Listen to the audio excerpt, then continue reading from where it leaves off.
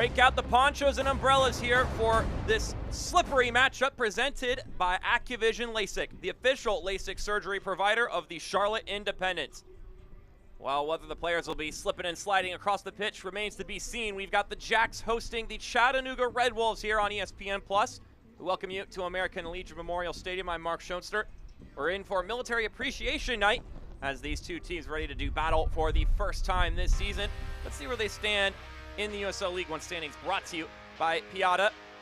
Charlotte, after coming off a victory against the first place team, launch into second place, feeling very good so far this season. Meanwhile, the Red Wolves all the way down in 10th. Ziggy Kortowski mentioned that they don't like being in 10th place. It's not a good look, but 3 points and suddenly you go all the way up to around 6th place, 7th place, depending on how the other results go.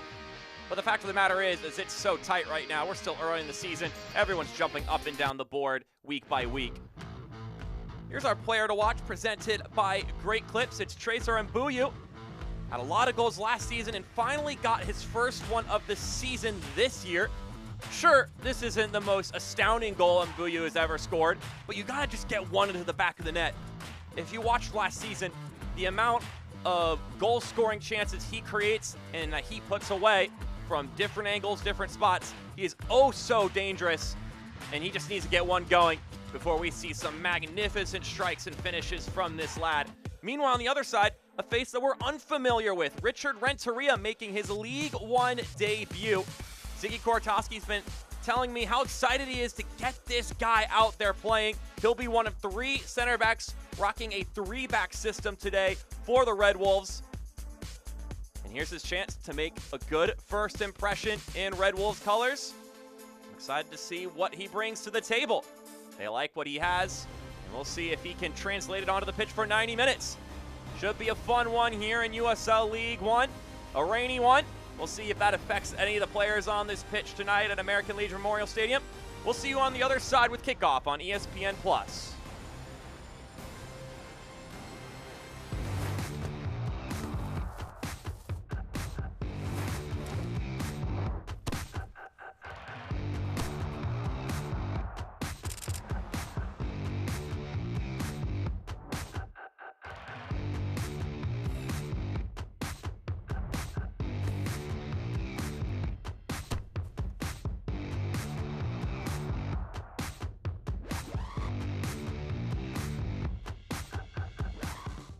When it comes to delivering high quality, affordable health care, relationships matter. And after 90 years, we're proud of the relationships we've built with you, North Carolina. We're collaborating with leaders like Vici, supporting her efforts to help schools address the mental health needs of students, and foster care moms like Gail, working with her to ensure our state's most vulnerable children are thriving, and caregivers like Maya, partnering with her to improve maternal health. From lowering costs to building healthier communities, we are committed to improving the health and well-being of everyone across this state. Blue Cross and Blue Shield of North Carolina is not your typical health insurer. We're 5,000 neighbors, friends, and family working hard to make healthcare affordable, easier to navigate, and accessible for all. North Carolina is our home. We're here for you, all of you. Today's match is presented by AccuVision LASIK, the official LASIK surgery provider of the Charlotte Independents, as we welcome you back to the pitch at American Legion Memorial Stadium. I hope you're enjoying not being out in the rain right now as you tune in on ESPN Plus as we take a peek at the starting lineups brought to you by Capelli Sport. Starting off with the Jacks, Mike Jeffries' side, trotting out pretty typical for these guys, what they're rolling with here. Worth noting though, Fabrice Nga, just his 2nd League One start this season. But outside of that, all of these guys have pretty much been in the starting lineup for the majority of games this season. Now on the Chattanooga side, we've got something a bit interesting formation-wise. Along with the debut of Renteria, we've got a 3-6-1 here. Mainly in particular you want to highlight is Aron Lombardi and Pedro Hernandez. Their matchup on the wings could end up being crucial today. Their hands are going to be full with the likes of Mbuyu, Joel Johnson, and then in the attack, they'll be dealing with Clay Dimmick and Fabrice Nga. They might be pinnacle. They might be critical to, if they find a positive result on the road today. with this in mind, talking about what may make a successful result for either of these sides. Here are the keys of the match brought to you by Resident Culture. For the Independents, they've got to be careful when they're on the attack. This Chattanooga team so potent in the counterattack, so they don't want to be giving up the ball too carelessly. Meanwhile, for the Red Wolves, got to be careful defending set pieces. This Charlotte team has proven to be pretty stellar in that regard. And now we'll look at our injury report presented by Novant Health. And DA out for the Independents. Also, Gabriel Oberton. They weren't sure if he was going to make it into the 18. He ended up not making it onto the bench today. And for Chattanooga, nothing out of the ordinary for Ziggy Kortowski's side. To look to get this one going, our head official, John Surgan. He'll be the one to blow the whistle and get things going. It's a dreary day in Charlotte, North Carolina. But that'll make the exciting soccer contrast that much nicer. It's the Independents and the Chattanooga Red Wolves. Once again, we welcome you here on ESPN Plus. My name is Mark Schoenstert. Let's see how these two teams match up. Two sides that can be very dynamic. We'll see if they can demonstrate it here today. This is where having a turf pitch is a bit nicer than one of grass, because we don't have to worry about it getting too mucky and muddy. It'll just be a little slick.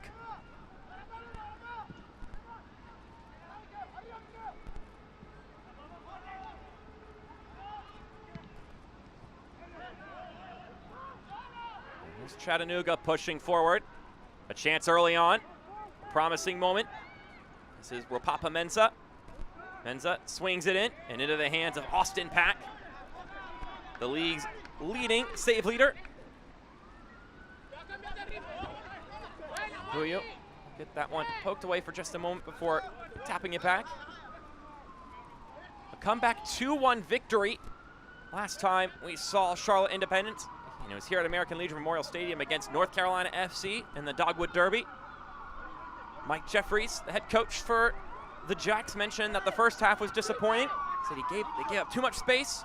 We weren't winning any of the balls, and yet still had two great chances in that first 45 minutes of action.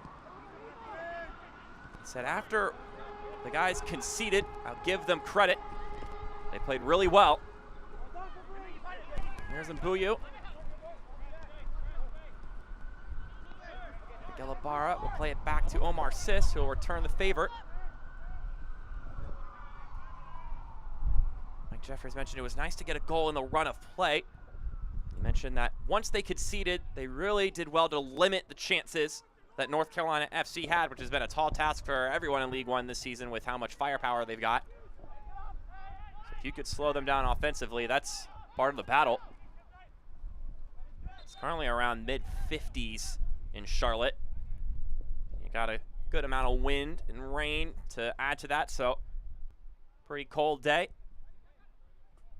especially for late May.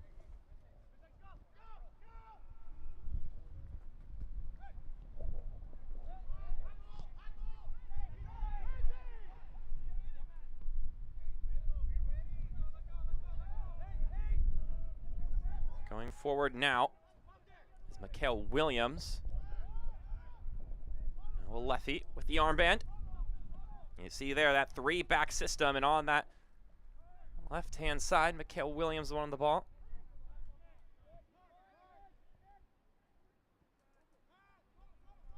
Here's Renteria, the debutant for the Red Wolves here this evening.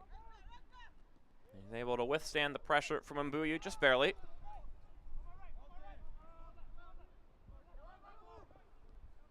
was a 2-1 victory for Charlotte last time out. For Chattanooga, they had a 3-3 thriller at CHI Memorial Stadium.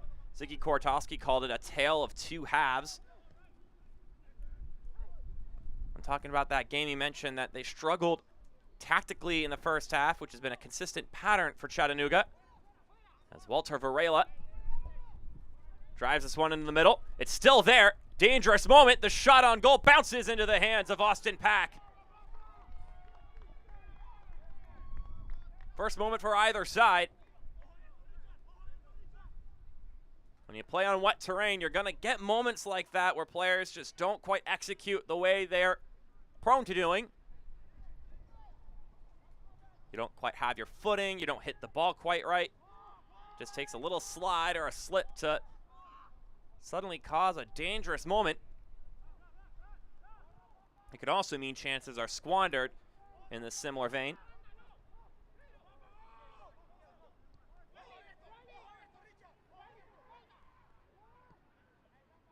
Dunwell will play it to his right. And now Clay Dimmick taking it down the pitch.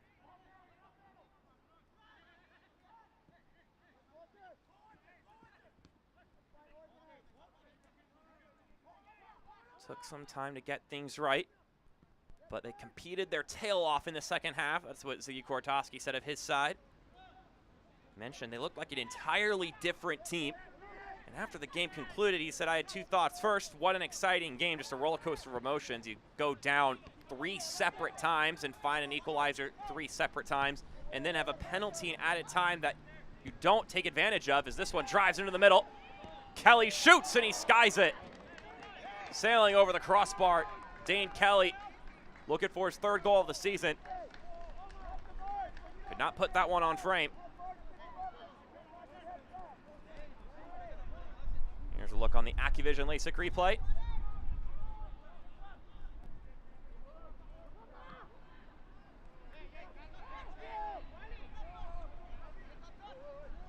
Missing that penalty was Walter Varela. Ziggy Kortowski mentioned that he felt bad for him. He played a fantastic second half. We'll talk more about that later.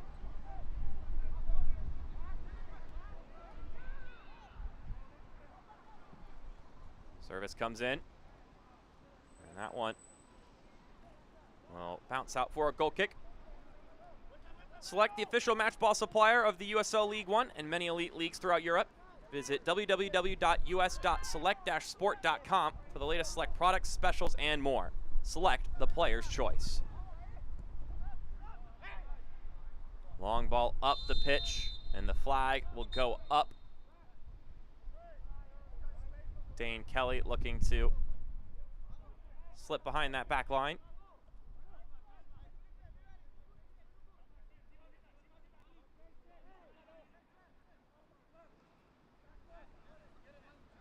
Might notice the banner on the right-hand side was stationed for previous games here at Charlotte.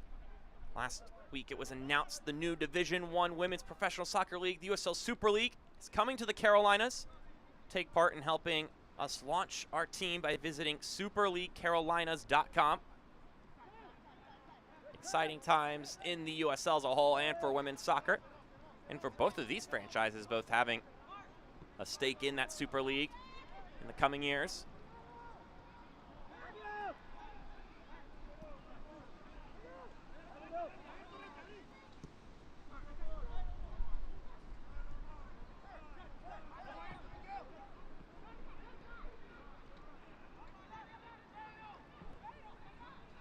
Dimmick plays up the pitch. Ping straight up in the air. Out for a Charlotte throw. Trezer Mbuyu active early in this game, was our player to watch for Charlotte. Mentioned he had his 1st goal of the season. Corey Bennett, another player from last year, who was tied with him for leading the team in goals scored. Both of them scored in that game. It was just the 2nd of the season for Bennett. Mike Jeffries told me that Trazer's been pushing hard and just hadn't been getting the last play right, which can be frustrating, and it was frustrating for him, especially after the success he had last season. Jeffrey said it was huge for him to see it go in. And of a similar vein, it was great for Corey Bennett to score one, having not scored since early in the season.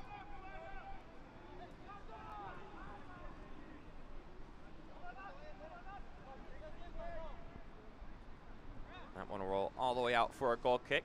Good time to tell you that Aquafina is the official water of the Charlotte Independents. When the game heats up, cool down with Aquafina. Even on rainy days like this where it's not exactly beat hot. Now stay hydrated.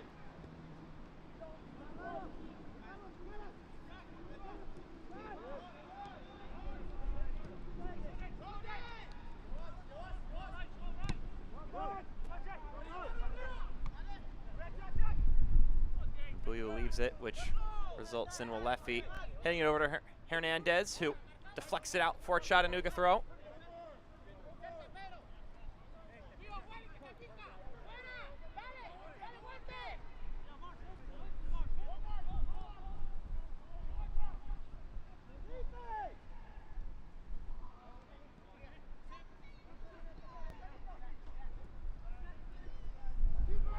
This one will roll all the way over to Ricardo Jerez, the veteran goalkeeper, getting his 6th start of the season for the Chattanooga Red Wolves. 9th game of the season for Chattanooga. So Jerez getting the bulk of the starts thus far early in the year. Of course, sharing duties with the talented young keeper, Carlos Aviles. Johnson on that right-hand side, tried to thread it forward. He was looking to connect with Omar Sis.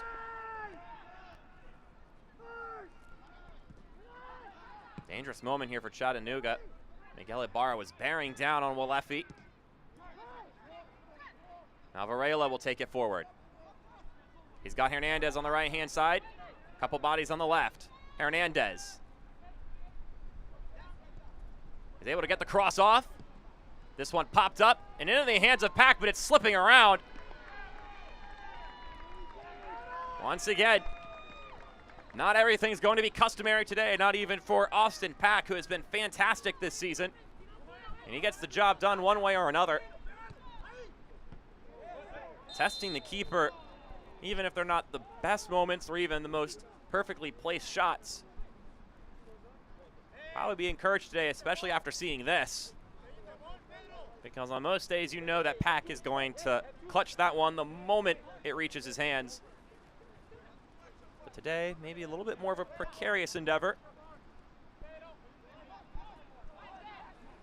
But a couple bright moments here early for Chattanooga. Mbuyu looking to respond on the other side. He enters the 18, Trazer Mbuyu, slides it across the middle. And that one pings out, and now Hernandez will drive it forward. Mensah, he's all alone with a couple of Independence players. Now he's got the run on the right, and he plays it too far ahead of Walter Varela. Grab some new gear for the next Independence game with scarves, hats, shirts, and more. We have merch for every Independence fan. Head over to store.charlotteindependence.com to find your next piece of Jack's gear.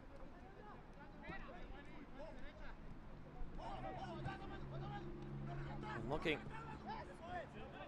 for a positive stretch in the season, Ziggy Korotowski has been talking about how they just need to get a win and get a run going. I asked him how that game last week could act as a launching pad, even though it wasn't 3 points. He mentioned that he believes that they can do it and get into a run, and the players believe it too. He mentioned games have been showing it all season long. It's been the first half, which has been vanilla, and the second half, we explode. He mentioned that's partially because we have so much talent on the bench, but they also have talent in the starting 11, so they need to get it going at the whistle. I'd say it's been pretty positive to start for Chattanooga here.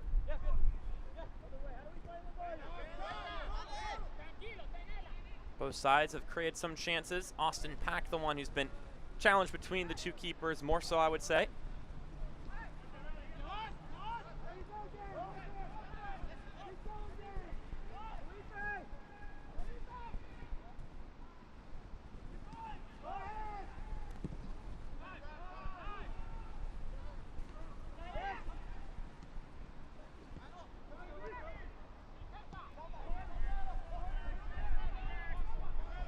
Talking about this Chattanooga team, Mike Jeffries said the first thing that stands out about this Chattanooga side is that they're super athletic, got great pace and power.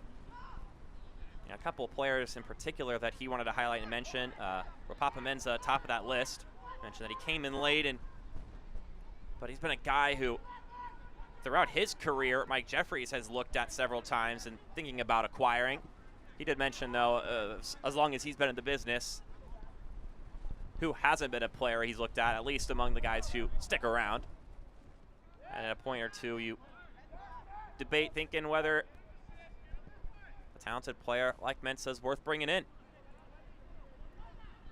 He has all the tools, Jeffries said. Dane Kelly, who has a lot of tools himself. Now Johnson shoots and he scores! A banger from beyond the 18. The Jacks league leading man in appearances. Bangs one home.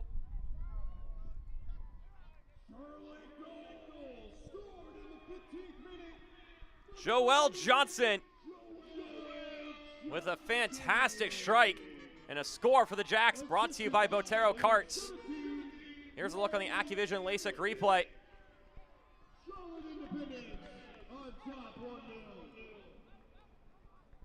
Just a fantastic strike, a wonderful exchange.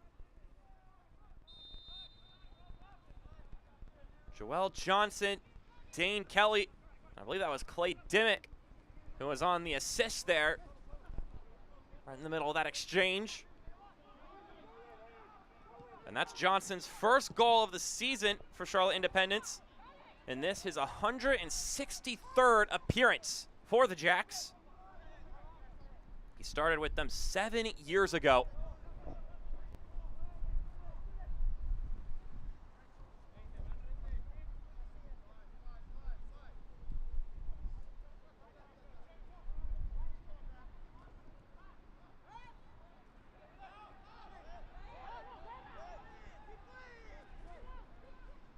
We'll see if Chattanooga can find a way to respond. The likes of Siobhan Marsh, Walter Varela, Papa Mensah, players that Mike Jeffries mentioned that they got to be careful about.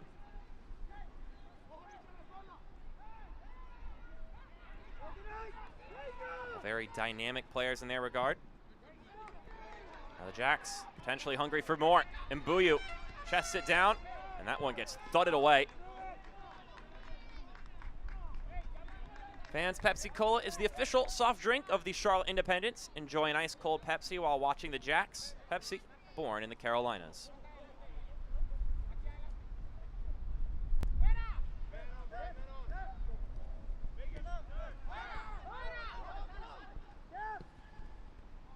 When it comes to this Independence side, Chattanooga Red Wolves coach Ziggy Kortowski mentioned he has a lot of respect, first off, for Mike Jeffries. Mentioned that he met Mike back in 2004, or roughly then. He was still on the come up at that point in time, and he mentioned that Mike Jeffries always had time for me. So he has a lot of respect for that. He also loves when he gets to coach against another American manager. Talked about how much he likes this Charlotte team, and he mentioned we need to be especially careful against them on set pieces.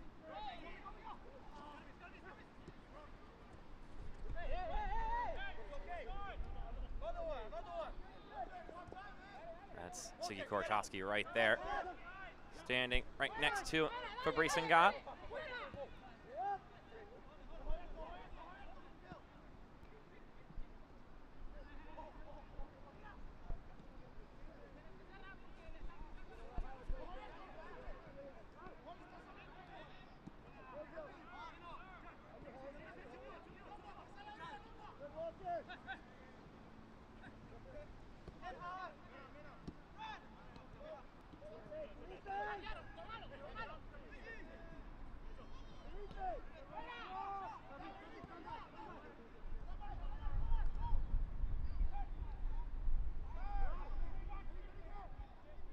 Ibarra brings it forward.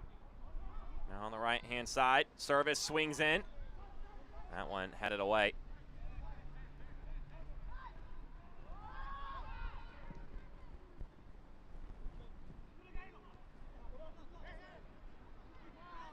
Jerez will come out and collect it. And Chattanooga will get things going again here. Fans, the Jacks will close out our 3-game homestand on Saturday, June 3rd at 5 p.m. for Men's Health Night presented by Novant Health. Get your tickets starting at just $12 at charlotteindependence.com.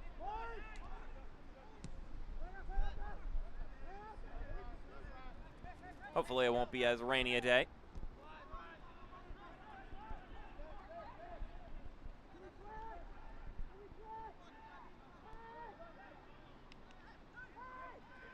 is another example, though, for the Independents of the goals coming from players who maybe not necessarily are the ones that the system was built to expect goals from. When talking about Trezor Mbuyu and Corey Bennett getting their just first and second goal of the season, is maybe looking for another one here.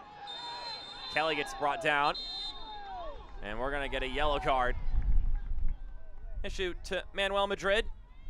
It's his fourth start of the season. Was another one of those players that they had to wait to get in to the thick of things at the beginning of the season. Ladies and gentlemen, your attention, please.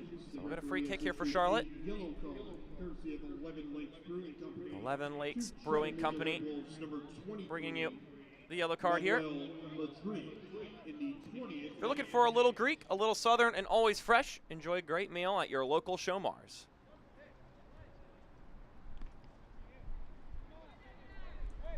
Just a goal from Mbuyu, 2 goals for Bennett, 2 goals from Dane Kelly this season, and yet sits second in the table. Mike Jeffrey said, ultimately, we're happy with where we are because we've been able to manufacture goals from guys who aren't at the top of the formation, guys like Joel Johnson, who, although are capable of scoring, they aren't exactly the first player in mind that you would think would be putting him into the back of the net for the Independents. We'll see if we can get something here directly from the free kick. Sis takes it, and Sis bangs it in! It's a fantastic strike from the holding midfielder. You know he has that in his back pocket, and Omar Sis rocks it home. In the 22nd minute of play, Here's a look at the strike again. Not a lot of notes on this one. Well hit, sails over to the left-hand side. Make it 2-0 in favor of the Jacks.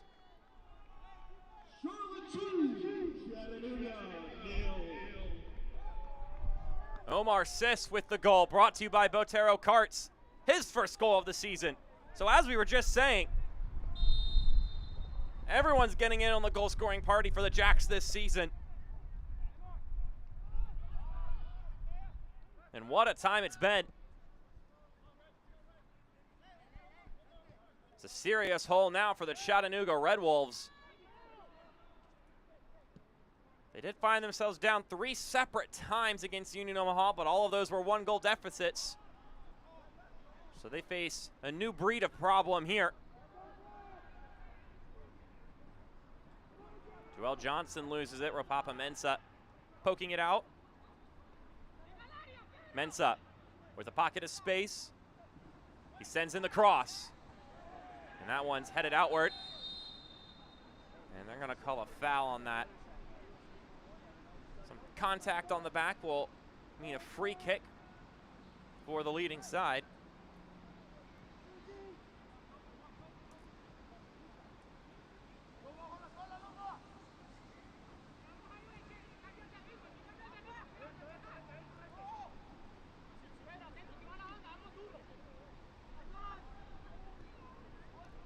If you're a Jacks fan, you've enjoyed what you've seen thus far, so you might as well bring the whole group out to the next Jacks game. Watch some good soccer. We're going to hold on that for a moment because they may be in for another one. Well, that's some good defending. Quality work to shrug off Joel Johnson there. Manuel Madrid doing well to usher out danger. And as I was saying, watch some good soccer, grab some cold drinks, and take in a match with a view of Uptown Charlotte. Email tickets at queencitysc.com or call 980-392-9170 to schedule your next group outing. Once again, that's 980-392-9170 to schedule your next group outing to a Charlotte Independence football match.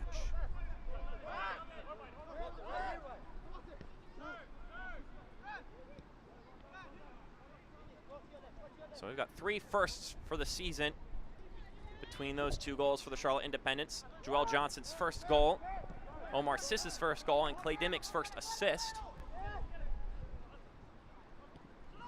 Just been a superb start to the game for the home side.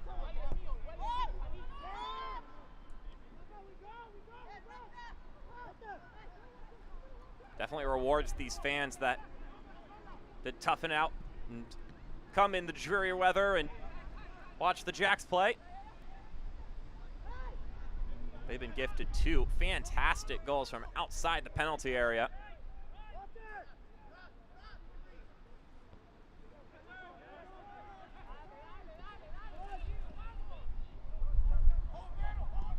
Sis.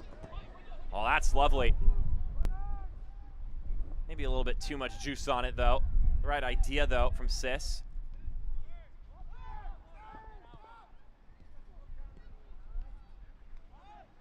Done well. Able to improvise there and keep the ball in Jack's possession.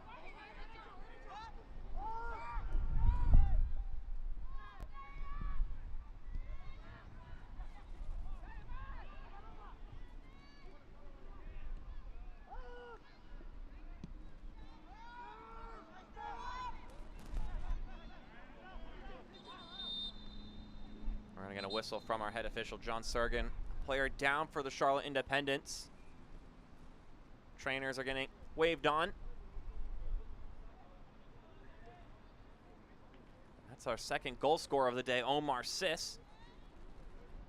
Has played nearly every minute this season for the Independents, much like he nearly did last year.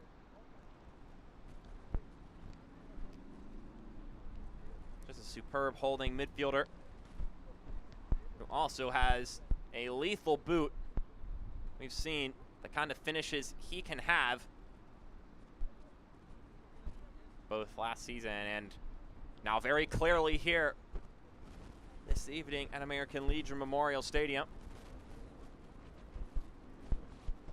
So he'll walk off on his own power, get waved back on by the head official once he's fit and ready to go.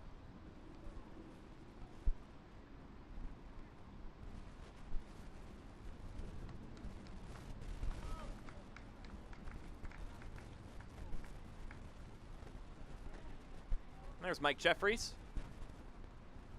sporting the raincoat today.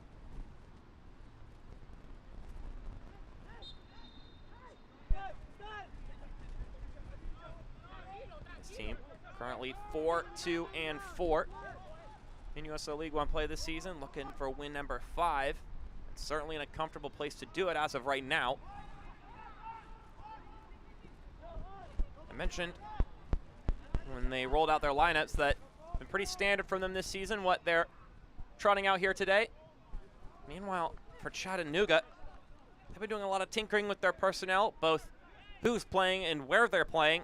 Mentioned already the 3-6-1 that they are operating here this evening. When it comes to some of those first half woes that Ziggy Korotowski talks about, I asked him, is that personnel changing and shifting part of why that's the case? As Hernandez loses that bout with Nga.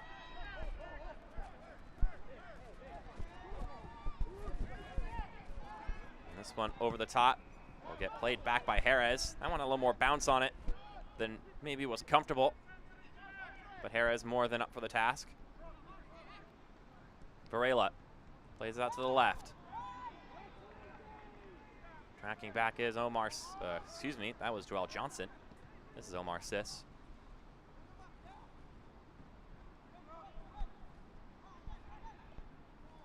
There are several guys who are hurt for this Chattanooga team that Ziggy Korotowski thinks will be pretty beneficial to have back, like Christian Enriquez and Paoli. Mo Espinoza, another guy. Said we can't get a consistent lineup, and I'm sometimes envious of teams around the league that have been able to trot out the same guys game by game. Not every team has been blessed with that, but certainly some teams have had more luck with it than others. He mentioned that he's hoping that this stretch of time builds a foundation, and then once we get healthier, we'll have the foundations and we'll start firing on all cylinders with all of the talent we've got.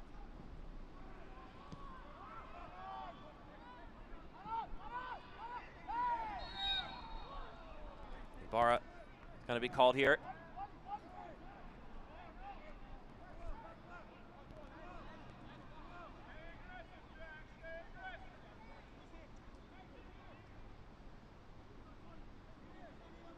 Don't miss a minute of the action in 2023, whether your club is on the road or at home. Catch nearly every second of USL League One action on ESPN+. The home to the USL, La Liga, the Bundesliga, UFC, and more. Sign up today at plus.espn.com. Marsh floats this one in, and it's headed outward, but not entirely. Renteria fighting for that one. Now it's gonna be a foul inside the 18, which is why we're not getting a corner kick here. Some indignance from Chattanooga. That's gonna be quickly taken on the other side for Charlotte. Talking about ESPN Plus, not sure if any of you tuned in to the Bundesliga action this morning. What a crazy, crazy day. Bayern Munich on the verge of snapping their 10-year title-winning streak. Ended up escaping and getting 11th due to a draw for Borussia Dortmund. You missed out on that, then missed out on some quality drama that the beautiful game can supply on final match days. Certain years, of course, in many leagues, the title is usually decided before the final match day, but that was not the case in the German top flight. That's going to be a handball. Shout out to our camera crew today, are having to deal with this rain whilst not focusing on themselves, but on the camera and keeping the eyes on the pitch. Of course, when we have issues with the climate at a pitch, that makes their jobs a lot more difficult. Instead of just focusing on tracking the action and giving you quality angles for replays, it's also having to manage the camera lens and making sure that the camera stays dry and safe from the elements.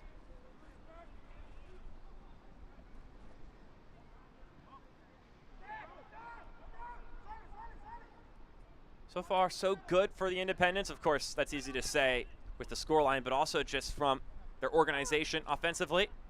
I asked Mike Jeffries what you worry and focus on during a week when you're preparing for a team that you know is so dynamic in open situations. Situations that can come from moments like this. And he said, we'll emphasize organization, managing your attacking shape. And when we do give it away, we need to cut off that first pass, which of course is easier said than done. But it is crucial. Because once that first player wins the ball back and then they're able to let that pass fly to another running open player, that's when those truly dangerous moments for a team on the counterattack come into play. But if you can get in the way of that first pass, slow it down, potentially win the ball back, then you cut off that opportunity completely.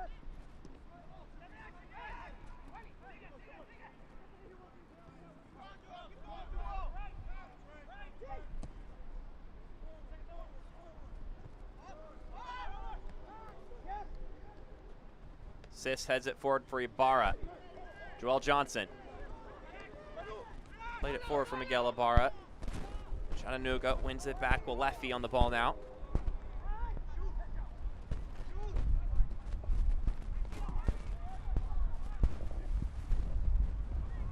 That one looking to play out wide for Hernandez.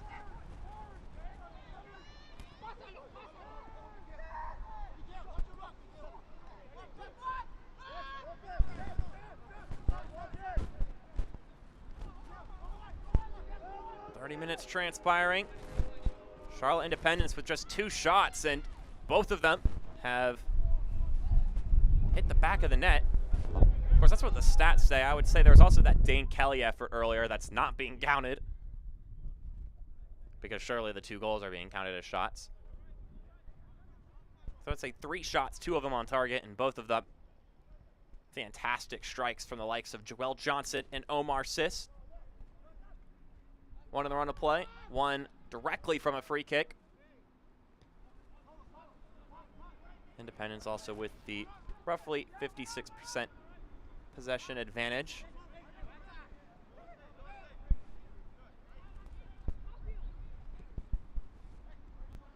Hernandez is able to send Varela running. Varela with the service inside, but it skips behind his 3 targets in the 18.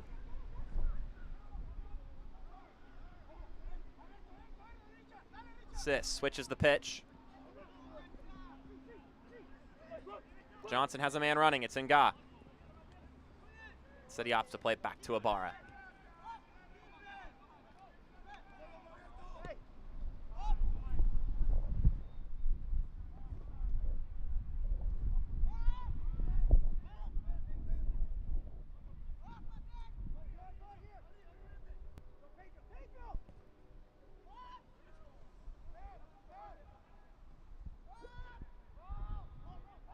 Couple of players applying pressure, including the speedy Siobhan Marsh.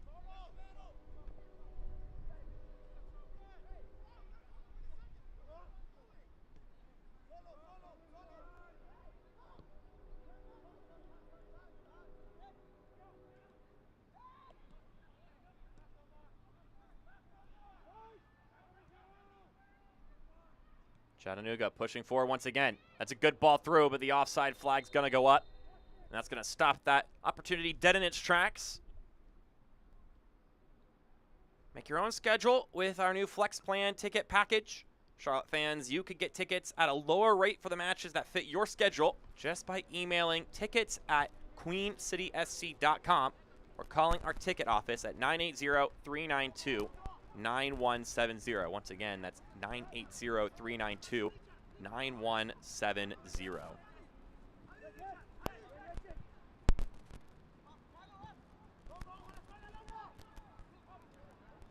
Another opportunity for the Jacks. This one played forward for Kelly. Kelly is going to be denied the opportunity by the other assistant. An offside flag thrown up on both ends of the pitch in mere moments of each other. We've seen a lot from Walter Varela today. Ziggy Kortowski called him a very humble person, a sweet guy, a pro that just doesn't want to let you down. In that Omaha game, he felt his first half was not his best work.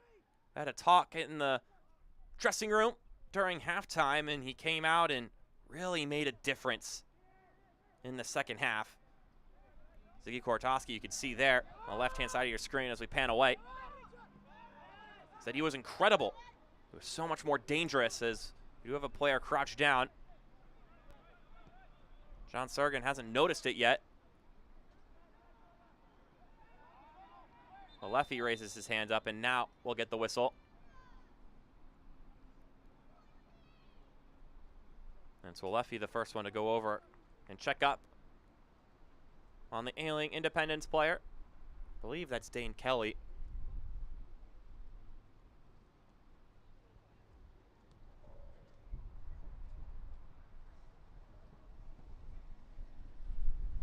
Hey fans, want VIP access to watch your Charlotte Independence run the pitch? It's time to enter our Pedal Pub Seat Upgrade. Scan the QR code on the video board and enter your information. It is Kelly. For your chance to win 4 VIP field level seats at a future Charlotte. Much like Sis, he'll walk off on his own volition, of course. Omar Sis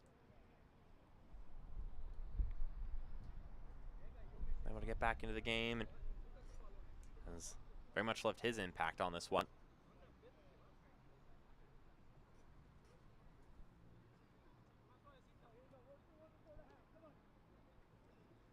To give you an idea of the scope of those 2 goals scored by the Charlotte Independents, their expected goal is still at .25, despite having a nice dose on the score sheet. Hernandez plays it forward. Alefi play it centrally to Laborio.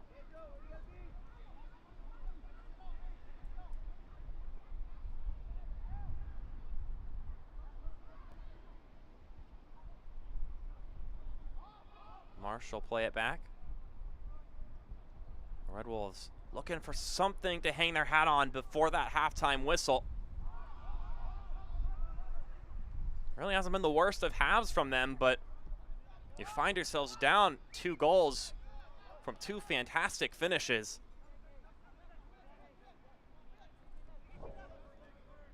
Kind of just leaves you scratching your head.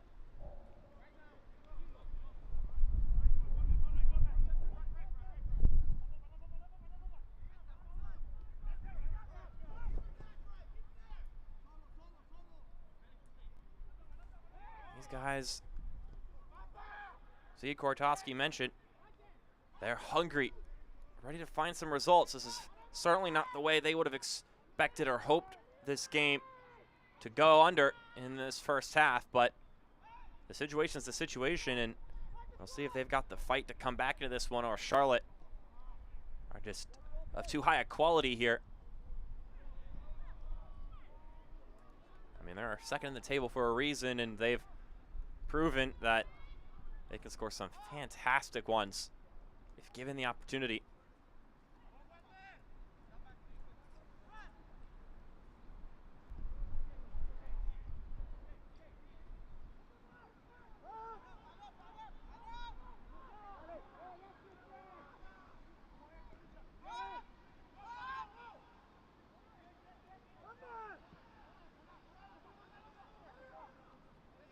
This one headed forward. Kelly chasing it, and it'll roll out of play for a Chattanooga throw. If you're traveling to Charlotte to see an Independence game, make sure you stay at the Hyatt Place downtown. The Hyatt Place is just minutes away from the stadium and is around countless dining options. Hyatt Place downtown, the official hotel of the Charlotte Independence.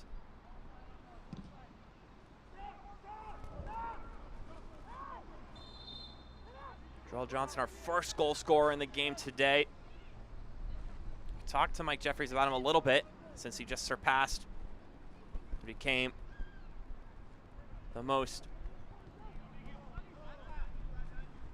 represented, the most, what's the word I'm looking for? Most appearances for a Jacks player. He's represented the Independence colors more than any other player in the franchise's history. Ask Mike Jeffries how his relationship with him has grown throughout the years, and all he had to say was that he loves the guy. Mentioned that he came on as a trialist in 2016, had to fight to make the team, and ended up being super invaluable. Calls him technical, super athletic, can play multiple spots. And we're gonna get a free kick here for Chattanooga.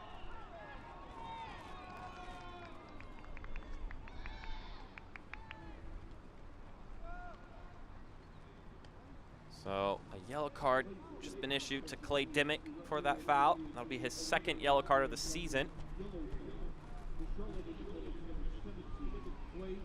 That 11 Lakes Brewing Company yellow card. Dimmick, the captain and consistent figure on this Jack side.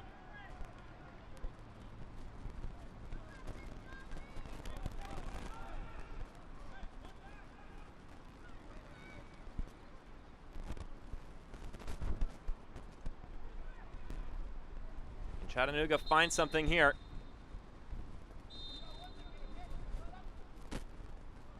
Marsh plays it to the left. And that's well done from Mbuyu, but it will be a corner kick.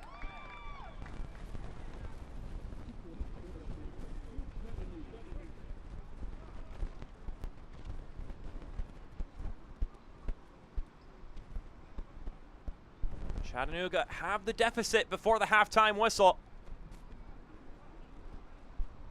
Varela taps it to Marsh.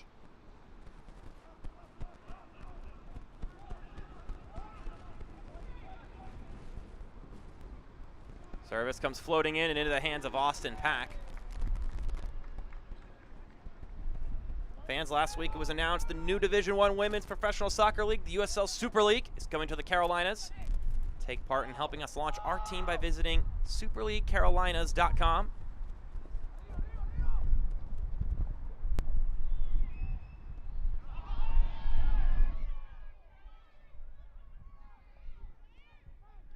It's a good touch, done well.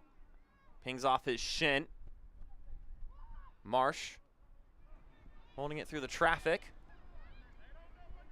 Now finds himself in a bind. He's able to slip by Ibarra. It's well done from Siobhan Marsh to get out of that predicament.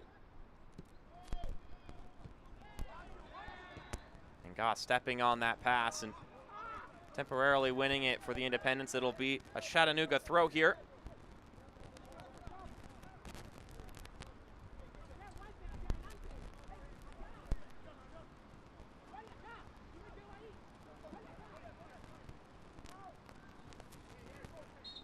Mensah bringing down Dunwell. And we get 3 minutes of stoppage time. Brought to you by Accuvision LASIK.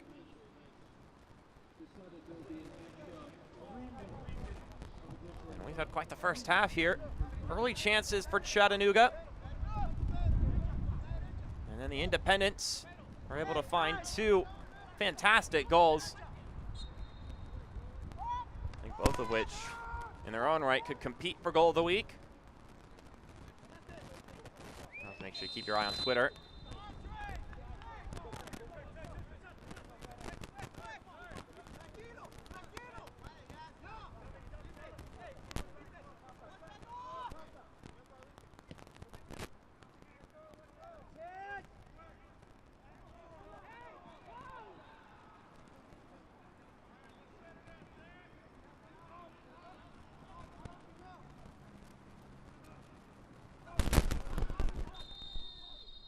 I get a foul here on Charlotte. She'll mean a free kick for Chattanooga. Got some halftime content coming your way after a brief break following the final, or not the final whistle, but the halftime whistle. We're going to talk a little bit about venues across USL League One in their history. Should be an interesting topic to dig into. It'll be a good throwback for some of the longtime League One fans. Just the second season for the Charlotte Independents, so for those of you of the Jacks variety, maybe a chance to hear about some names and places that you're less familiar with. For the Red Wolves, you'll maybe be taking a trip down memory lane with some of the names and places that will get brought up in our piece.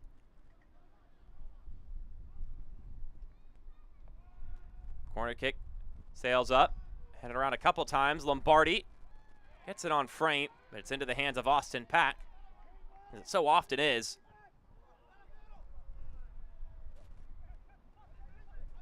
Only the first time we've really heard much from Aaron Lombardi today. Everything coming down that right-hand side for the most part. Pedro Hernandez and Walter Varela.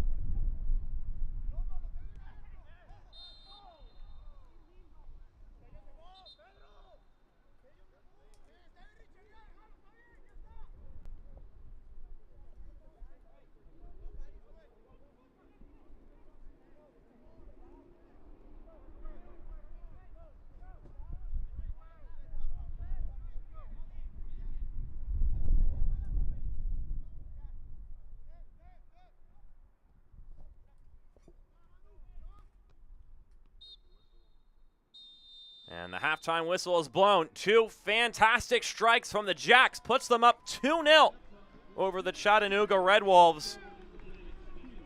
The second place side, Charlotte Independents, showing their quality in the first 45 minutes of action. They'll be looking to hang on to that lead for the next 45 minutes. The Red Wolves, the visitors, a lot of work to do and maybe some tinkering and adjusting for the second half of action if they're going to find any sort of luck. We're going to get a chance to look at these 2 fantastic strikes one more time. And once we do, we'll get to our halftime break. And when we come back, we'll have some content for you here on ESPN+. We'll see you on the other side.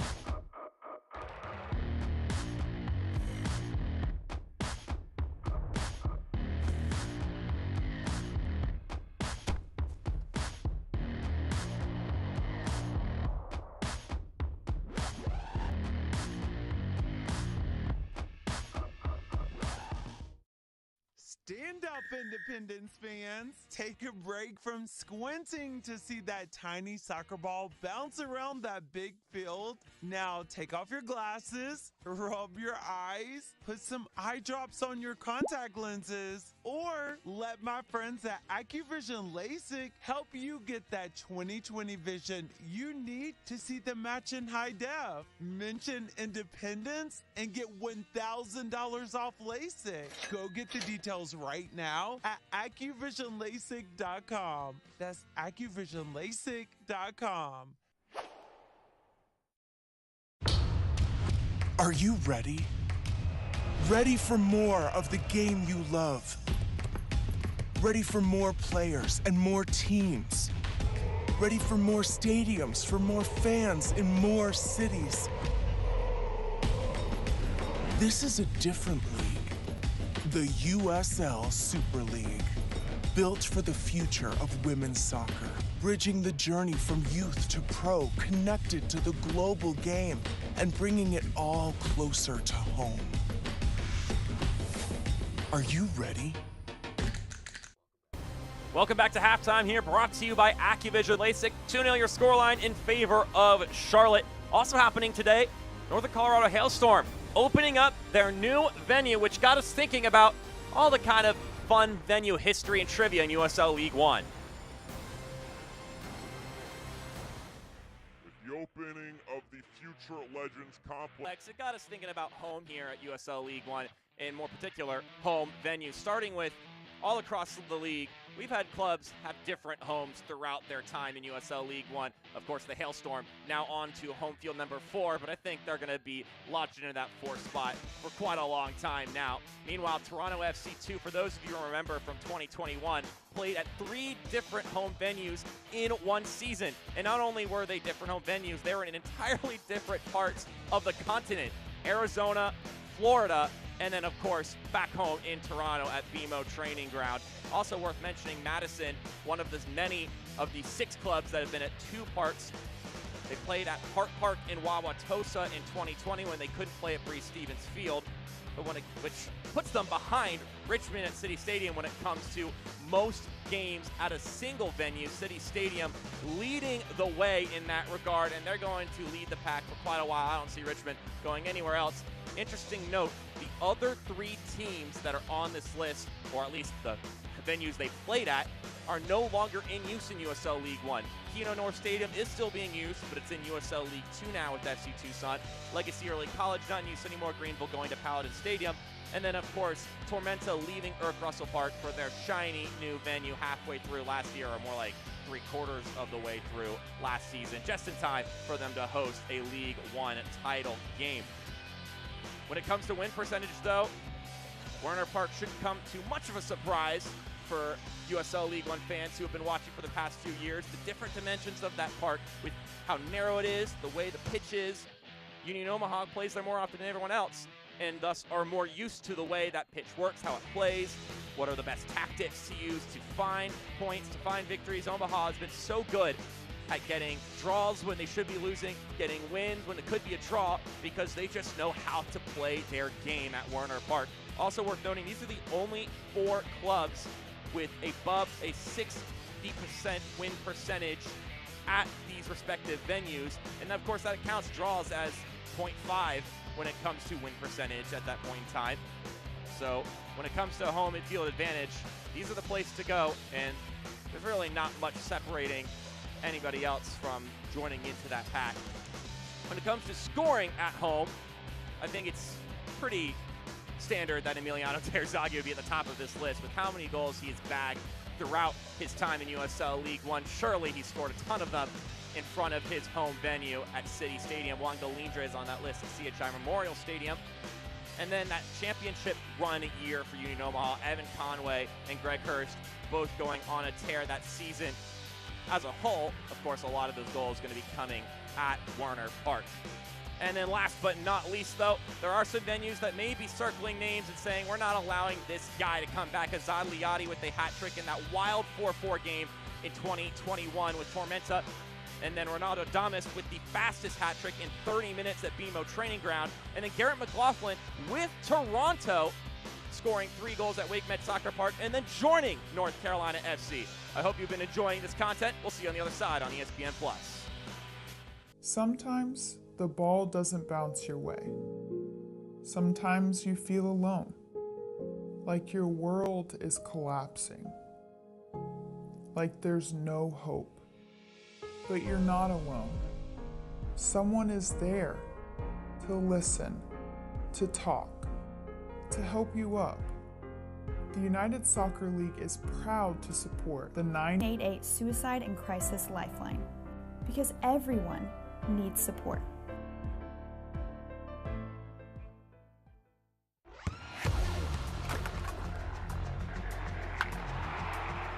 We all have goals. But let's be honest, most of us aren't going to be professional athletes. But if your goal is to finish your degree, we can help. Come to a university that puts your goals first. Bellevue University, your partner in finishing goals.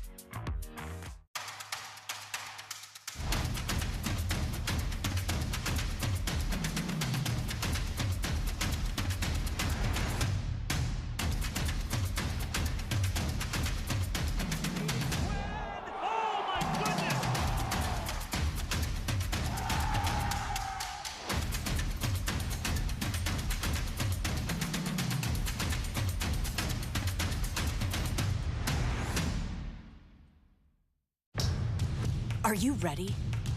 Ready for more of the game you love? Ready for more players and more teams? Ready for more stadiums, for more fans in more cities? This is a different league. The USL Super League. Built for the future of women's soccer. Bridging the journey from youth to pro, connected to the global game, and bringing it all closer to home. Are you ready? Reaching higher, pushing further, achieving remarkable. At Novant Health, we never stop. Because whether it's sports performance at the highest level or the playground level, we're driven to help you excel at what drives you.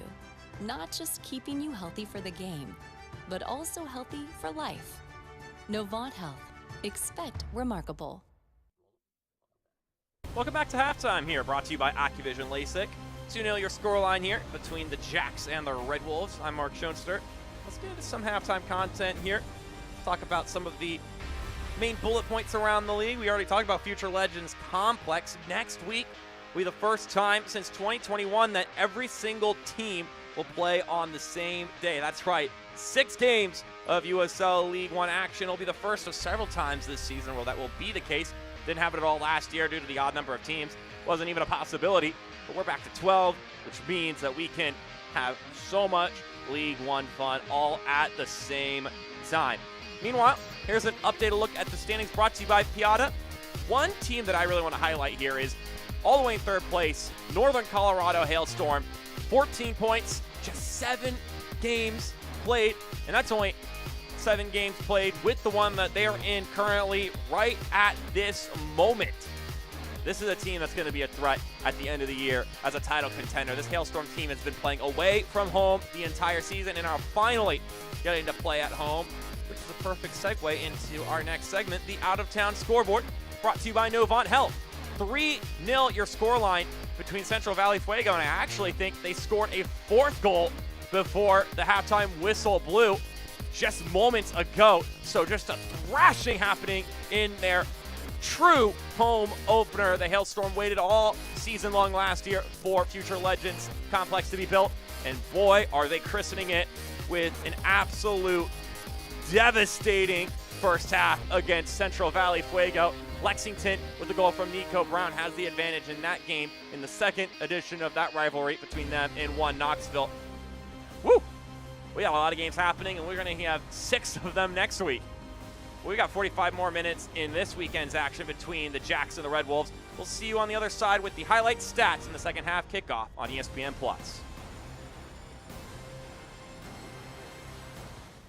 When it comes to delivering high quality, affordable health care, Relationships matter. And after 90 years, we're proud of the relationships we've built with you, North Carolina.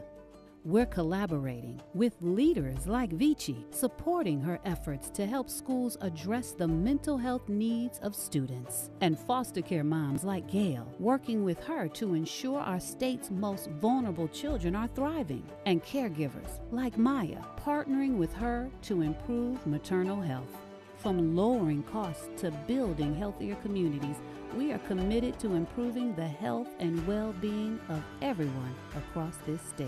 Blue Cross and Blue Shield of North Carolina is not your typical health insurer. We're 5,000 neighbors, friends, and family working hard to make healthcare affordable, easier to navigate, and accessible for all. North Carolina is our home. We're here for you, all of you.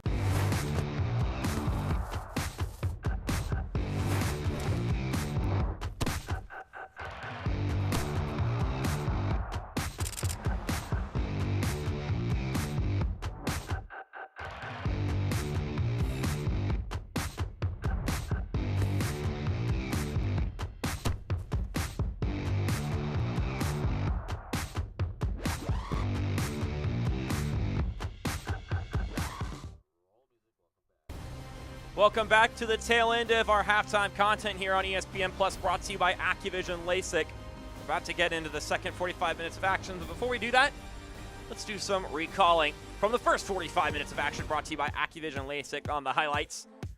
Rainy day here between the Red Wolves and the Jacks. It's all pouring down. Some slippage did occur early in the game, and it resulted in some early chances for the Red Wolves, like we saw right here. Skipping shot from Ropapa Mensah was nothing too difficult to handle for Austin Pack, who continues to just be a fantastic keeper. And then we had this moment from Dane Kelly, one of just 3 shots in the half for the Independents, and this is the only one that didn't find the back of the net or even find its way on target. Early on, the Red Wolves were the ones looking to make something happen, create some chances, and test the keeper. And then all it took was just one fantastic strike from Joel Johnson to flip the script, and here it is. Some good build-up, and then Johnson just lets it fly. The Spaniard with some smoke bursting off of that soccer ball. See the dew droplets shaking off the net, and then Omar Sis would place that ball in a very similar spot to where Johnson placed it. You know he has this in his repertoire. Doing it from the set piece spot. Truly a dynamic finish. And here are the halftime stats brought to you by Chick-fil-A. Like I mentioned, just 3 total shots from the Independents, and 2 of them went in. You want to talk about efficiency? That's almost as good as you could get it in that regard. Only 1 more shot than the Chattanooga Red Wolves, and that extra shot was not on target. Chattanooga with 2 shots on target as well. But sometimes it just takes that extra level of precision and just a lethal boot to find yourselves up 2-0, like the Jacks have found themselves here. 2 talented players in Omar Sis and Joel Johnson. The difference in this one with 2 wonderfully clean hits on the ball. We'll see how these 2 sides trot out here in the second half and what they change, if anything. You would assume that it'll get more aggressive from Chattanooga here in the second half. You don't know how much more aggressive you can get, though. So the 2 teams will switch sides. The rain continuing to come down here in Charlotte, North Carolina. John Sergen, our head official, once again. Gonna get things going here in the mid-50s on a rainy day in the Queen City. And we've got 45 more minutes on the docket for you. Let's see what's in store here in Week 11 of USL League One. Once again, we appreciate you tuning in and choosing this game. Since you couldn't make it to the game, I imagine you're appreciating staying nice and warm and dry in the comforts of your home.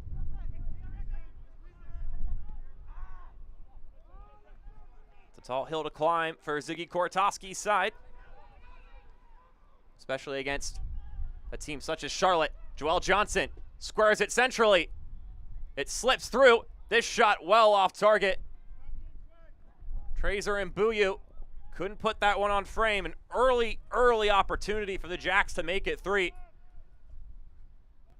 Both Dane Kelly and Mbuyu were there. 2 men with goal-scoring pedigrees. Dane Kelly, of course, in particular, has had a long career of scoring goals in the United Soccer League. Has 2 so far this season in his first year in USL League One. Of course, he scored many in Independence colors during their time in the championship. Ibarra, as in the 18, floats this one up. And that one kind of got stranded between a shot and a floating pass to Kelly and ends up going out for a goal kick.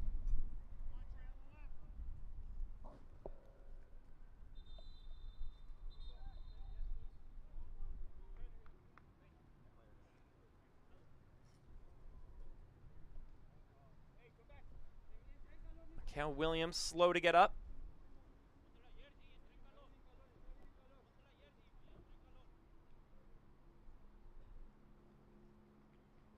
Playing at that left center back spot. Has been having to work on Joelle Johnson today. A tall task for certain.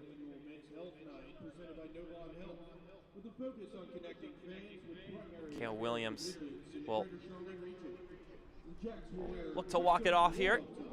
The veteran center back was teammates with Dane Kelly last season with the Pittsburgh Riverhounds.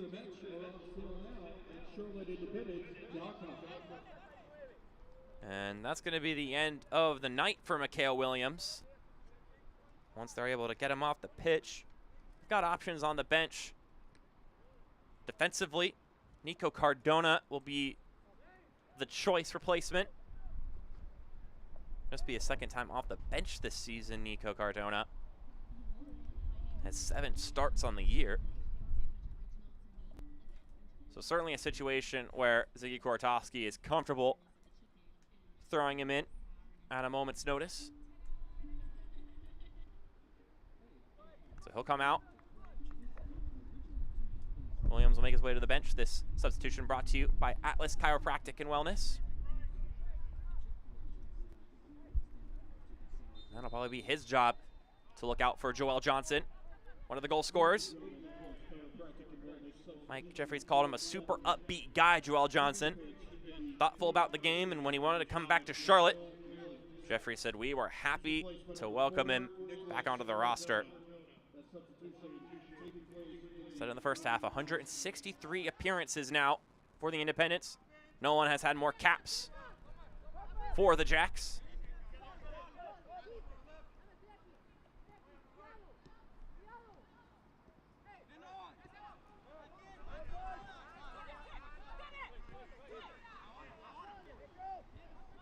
Liborio. The pitch, turning it is Marsh. Lombardi in the corner. Sends this one inside, and that's parried out for a corner kick.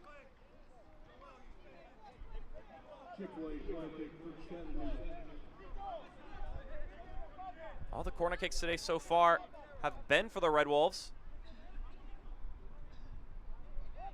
This will be their 3rd corner kick of the evening. Set piece is a good chance to get something sparked if you're the visitors.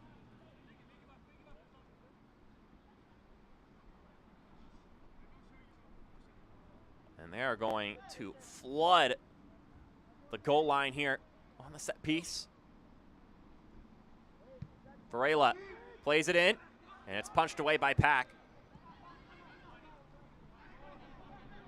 Hernandez turns, crosses it in. Not out of danger yet. And now it is Trazer Mbuyu coming back and cleaning up the pieces.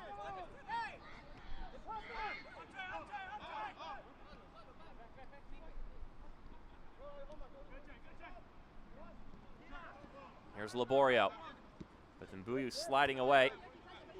Lombardi has some time. Opts to cross it in. The header comes down. It's into the hands of Austin Pack. Spur of moments here for the Red Wolves. Jacks fans, grab some new gear for the next Independence game. With scarves, hats, shirts, and more, we have merch for every Independence fan. Head over to store.charlotteindependence.com to find your next piece of Jacks gear.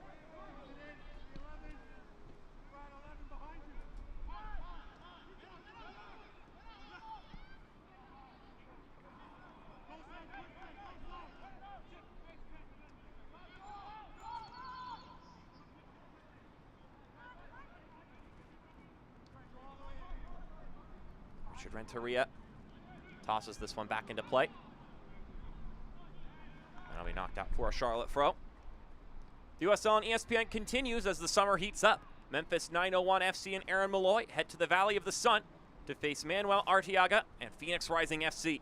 It's Phoenix Rising FC and Memphis 901 FC Saturday, July 1st at 11 p.m. Eastern on ESPN2.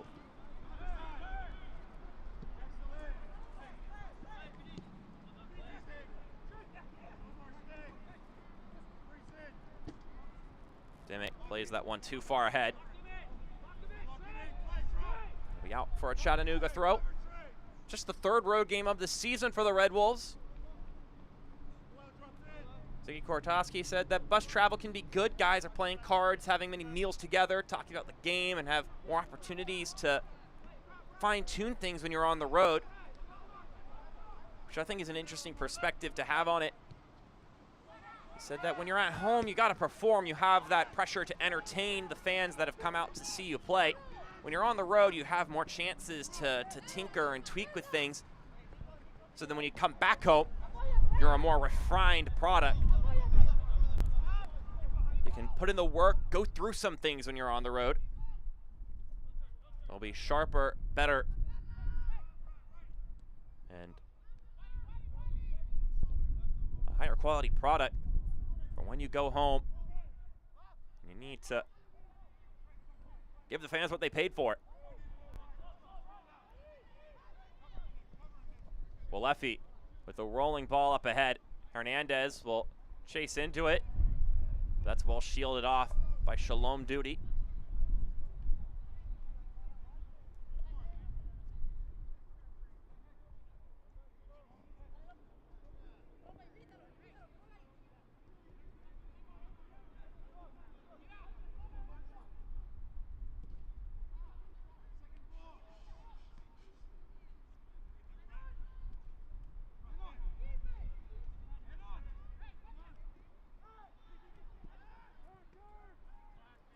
Buda getting a loose touch on it. He's lucky no one was around. And then it's dished out by Nico Cardona.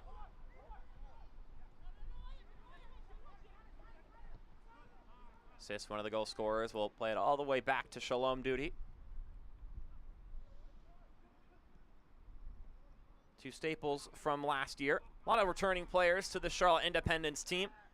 Not quite the case for the Chattanooga side. Means the start of the season they're definitely a couple steps ahead of these sides that have had to undergo a larger roster reset, especially along with a new manager, Ziggy Kortowski. Got a second ball on the pitch. Need someone to knock it away. Walter doing the job.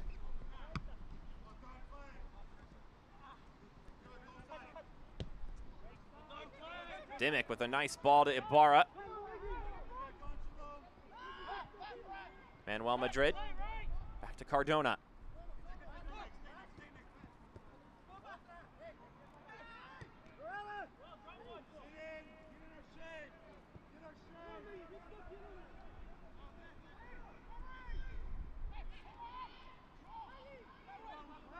At American Legion Memorial Stadium, definitely a different look at American Legion Memorial Stadium from the last time that Charlotte played here.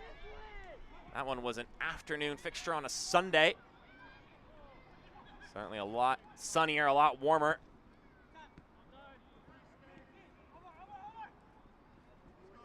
When it comes to those earlier games in the day, Mike Jeffrey said, well, you deal with what the schedule is, and Surely the players prefer when it's cooler, so ultimately, even though it's raining and it looks dreary out, I'm sure players enjoy it not being blistering hot out. But even when it is that hot, I asked Mike Jeffries how bad this turf gets when it's warm, and he said actually the turf does pretty well for not absorbing the heat. I know from personal experience, there are certain turf pitches in the world that turn into a stovetop when it gets above a certain temperature.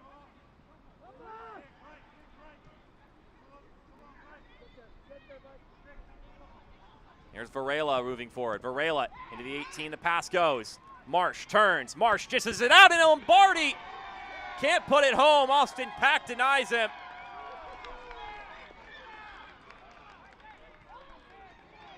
Austin Pack is the man. Here's a look on the Activision LASIK replay. Just gets his toes on it. He continues to demonstrate why the faith they had in him going into the season was warranted in the Charlotte camp.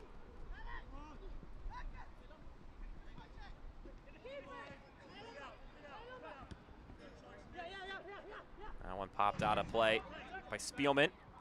Lombardi, nowhere to go to. Mensah, that's wonderful. Laborio, surveying his options, connects with Lombardi. Lombardi with a step, plays it back up top for Cardona.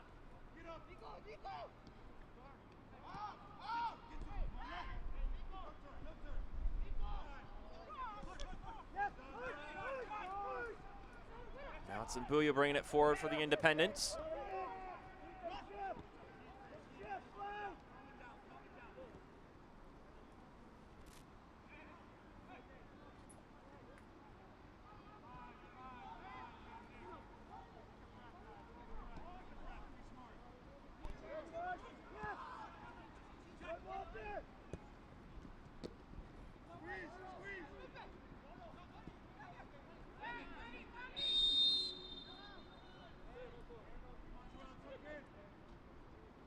Whistle here from John Surgan. Looks like we're going to get a substitution. Riley Kraft going to come into the game.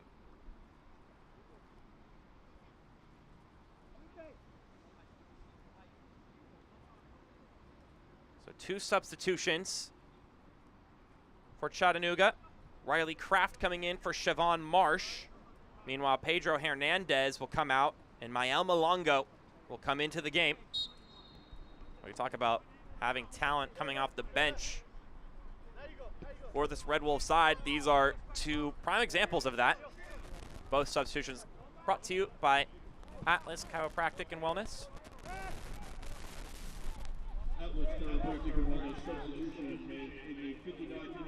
Riley Kraft returning for a 2nd year. Meanwhile, Mael Malongo, who has already proven his prowess on the pitch, has a goal this season and also has some wheels on him. Mbuyu plays it inside. That one will knock out for a corner kick. The first corner kick of the day for the Independents. Corner kick brought to you by Chick-fil-A.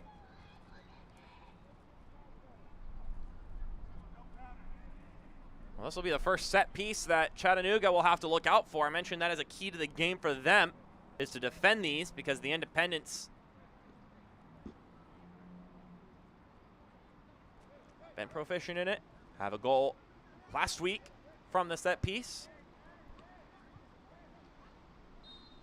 It'll be Fabrice Nga, the left back, who will come up and provide the service here from the right flag. Low driving ball headed away. Malongo, the substitute, getting his touches on the ball, and he's ushered to the sideline by Brad Dunwell.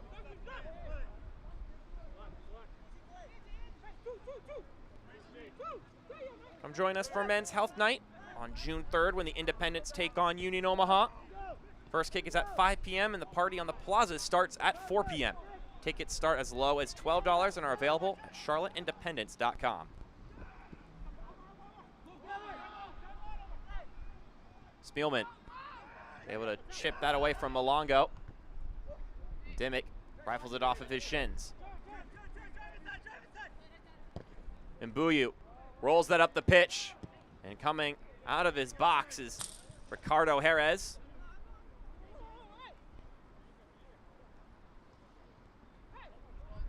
Fans, last week it was announced the new Division I Women's Professional Soccer League, the USL Super League, is coming to the Carolinas.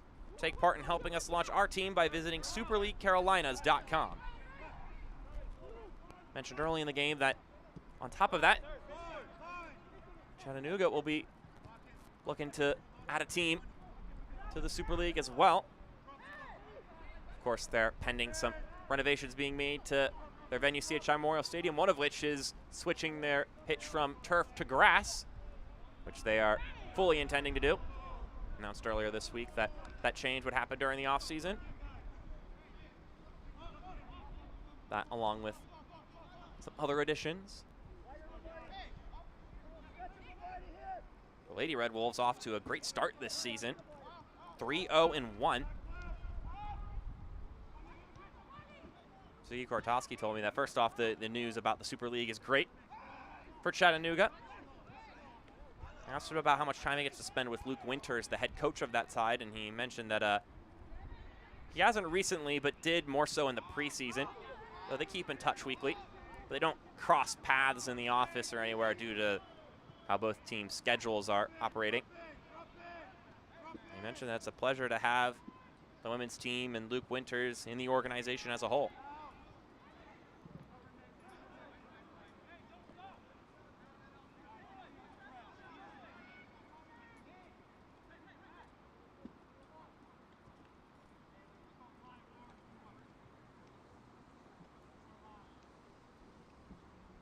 Charlotte Independence with a W League team of their own, so they've already got the infrastructure to upgrade it to the Super League. Can't watch the match? Turn on SiriusXM FC 157, North America's only 24/7 source for engaging soccer talk, including USL All Access Tuesday nights at 7 Eastern. Plus hear live matches from the USL, MLS, English Premier League, and more. All on SiriusXM FC 157 and the SXM app.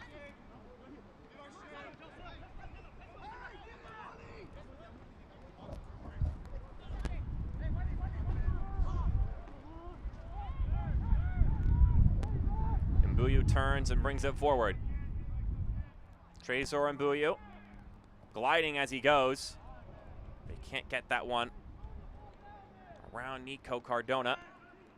He'll be out for a goal kick. The Independents would like to welcome Dr. Keith Pollins and his daughter Jenna to tonight's game. Dr. Two substitutions getting themselves ready for Charlotte. And a huge supporter of the Charlotte Independents. Instead of being hunkered down at home, we appreciate you. And after getting tripped up, got a free kick for Chattanooga. Brad Dunwell, the guilty man.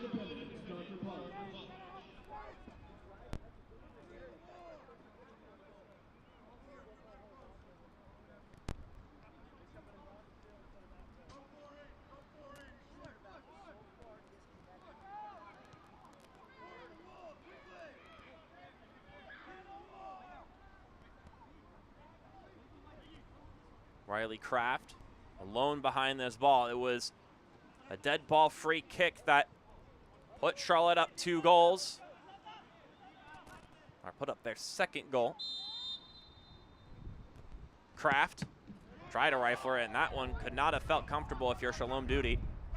What a sacrifice he's willing to make. Laborio inside. Malongo takes the shot. That did not suffer deflection, so he'll be out for a goal kick. Just very well off the mark for Mael Malongo.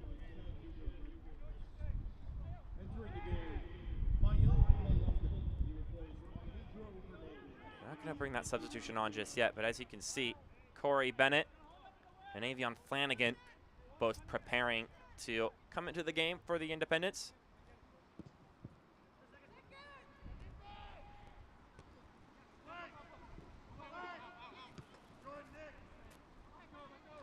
Charlotte fans, when you need to rehydrate after a workout, as this one pops forward, Tracer Mbuyu on it, and Mbuyu shoots and he scores! Make it 3-0 for the Jacks.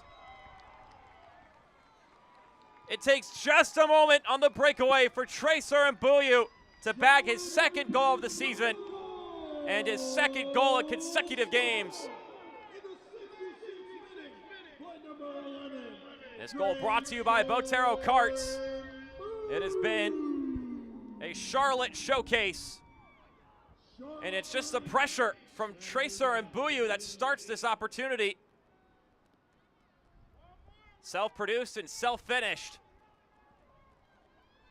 I said it in the open. He just needed to see one go through. And then we'll see some fantastic goals from him. Tracer Mbuyu with his second goal of the year. And it's the end of his night too, so putting an exclamation point on his 66-minute shift. Out he goes for Corey Bennett. On top of that, Avion Flanagan in for Miguel Ibarra. These substitutions brought to you by Atlas.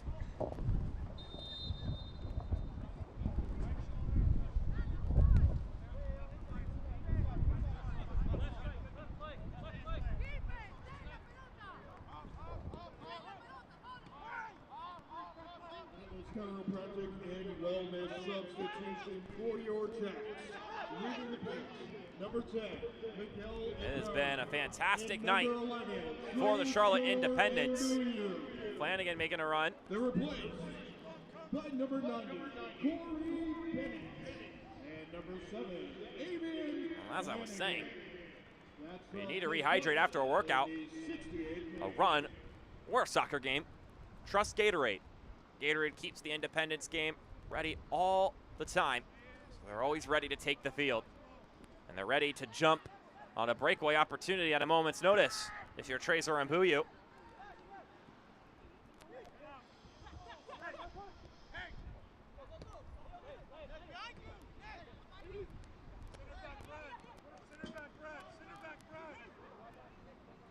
So at this very moment, the possession disparity, and although it takes a couple of moments to update, but it continues to stay relatively back and forth here, as this one is just too far ahead, but a whistle's going to bring it back anyway. Charlotte currently with a 49% possession to Chattanooga's 51%. Of course, that slightly fluctuating over every couple minutes.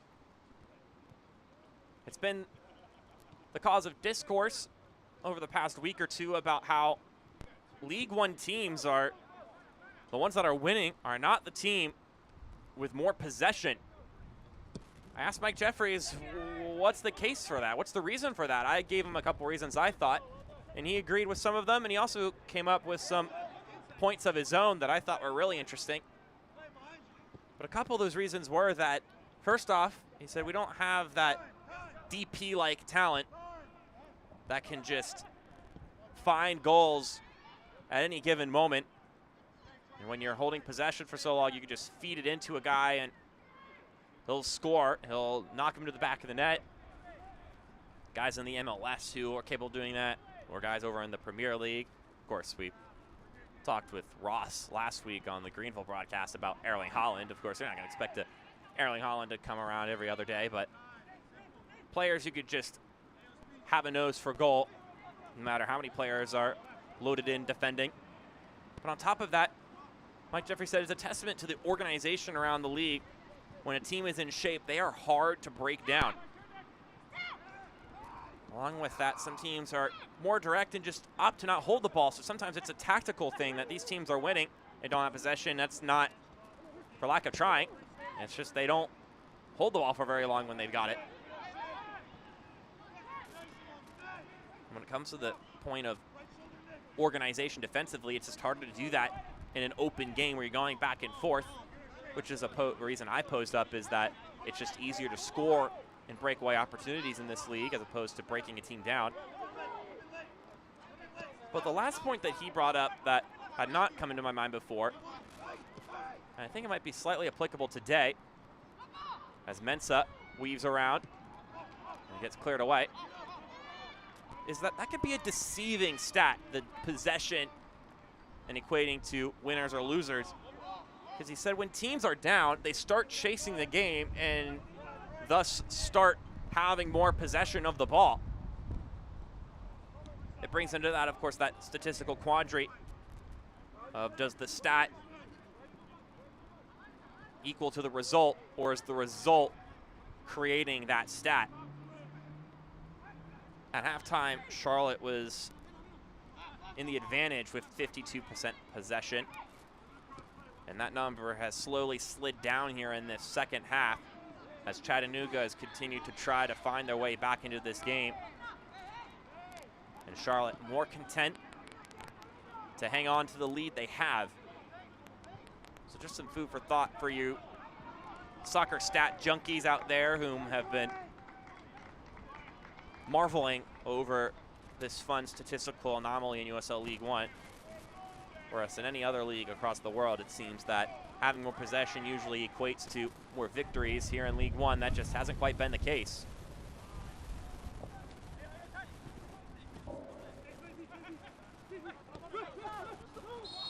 Of course, Mike Jeffrey's been around the block in the United Soccer League. He's seen his fair share of what this league has to offer, which is why I felt compelled to bring up that question to him.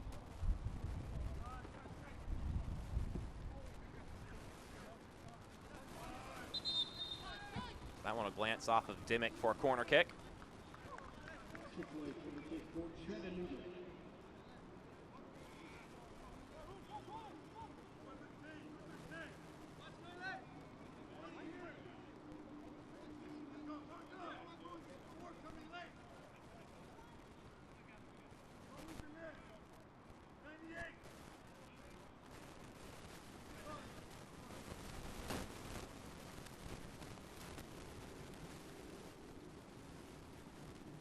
Varela sends this one in, bounces around a couple of times. A puttering clearance at first, and then it's followed by a more effective one after that. Flanagan nods it forward. Johnson plays that one behind Flanagan, and it'll roll out. Ever wanted to see a professional locker room or hang out with a pro player? Here's your chance. Our group outings will give everyone an unforgettable night with a once-in-a-lifetime experience. Email tickets at queencitysc.com or call 980-392-9170.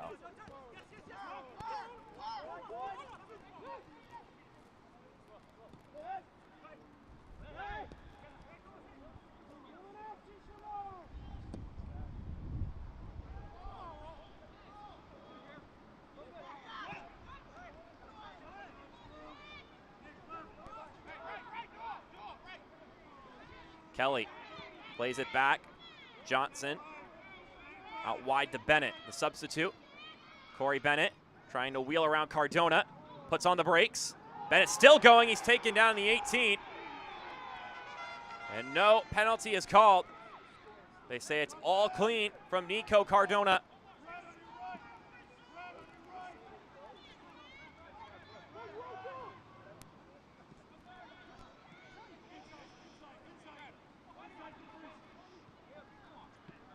We get the chance to take another look at that challenge.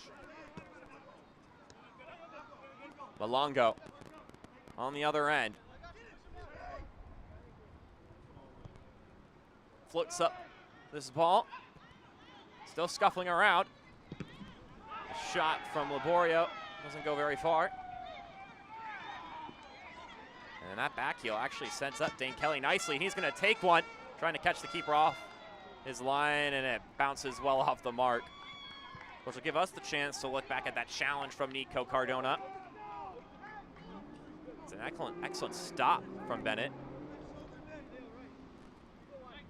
I'm not sure what contact with the ball was made there by Cardona, but the contact is shielded by his body in this instance from this camera angle. Malongo.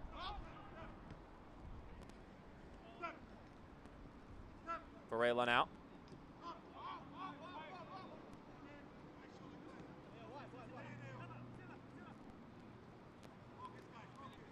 Manuel Madrid will drive forward. No one's closing in on him. Malongo has that one deflected off of him and out for a goal kick. USL is committed to caring for the mental health of our players, fans, and communities. The Need Support campaign includes a partnership with the 988 Suicide and Crisis Lifeline, a free confidential support line for anyone having thoughts of suicide or experiencing a mental health crisis. Need support? Call or text 988.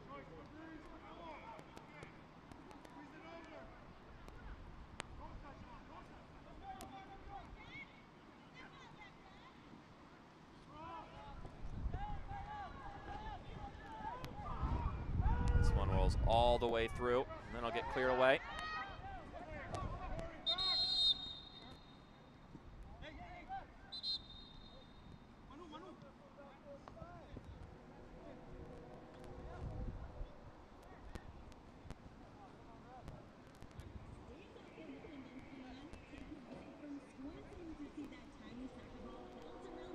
Free kick for the Red Wolves. 14-ish minutes to go in this one. Two thunderous strikes in the first half from Joel Johnson and Omar Sist. And then Tracer Mbuyu with some pressure is awarded with an opportunity. And then he slices home an opportunity. Here in the second half, just moments before getting subbed off. He was slated to come out of the game. Before he was over, he had his say on the match. Fabrice Nga in his second start. He's currently on the turf, getting tended to.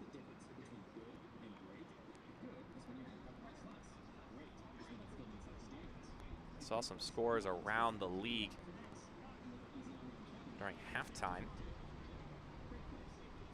Still 4-0 between the Hailstorm and Fuego in their Fire and Ice matchup and the home opener of the Future Legends field. Of course, we got 3-0 here. It's 1-1 now between Lexington and Knoxville. Nico Brown and Jake Keegan, the goal scorers for their two sides. Nick Akoto scoring for Tormenta. They have a 1-0 lead over the Richmond Kickers.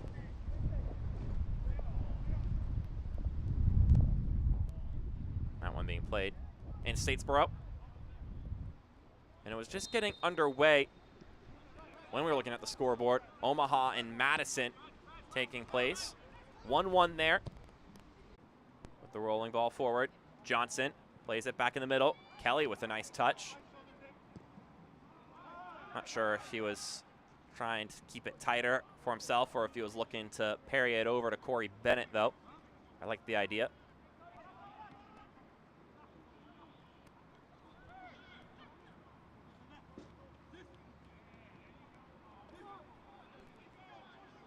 This will surely be a disappointing result for Chattanooga. In previous games, Ziggy Korotowski mentioned about how much fight his team has showed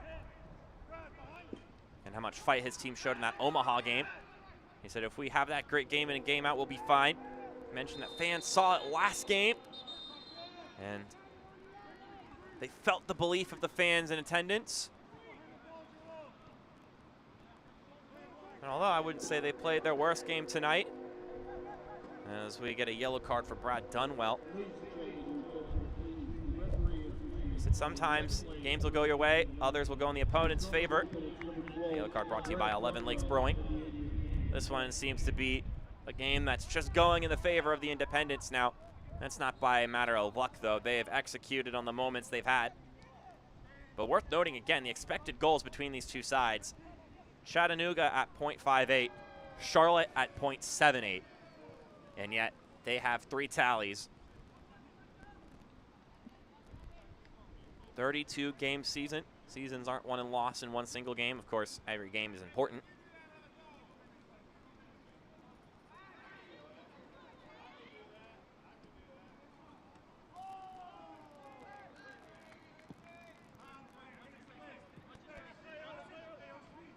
And both these teams will continue their traveling trends next weekend. That is to say, Charlotte will be at home next weekend and Chattanooga will be on the road next weekend. The Owls coming into Charlotte. play this Independence team. Meanwhile, Chattanooga will go on the road to play the Richmond Kickers and what will be somewhat a rematch from last year's memorable semifinal at City Stadium. Of course, a lot of missing pieces from that Chattanooga team. Lombardi plays it in the middle, bounces a couple of times. This shot off the mark for Riley Kraft. Rain continues to pour down here at American Legion Memorial Stadium.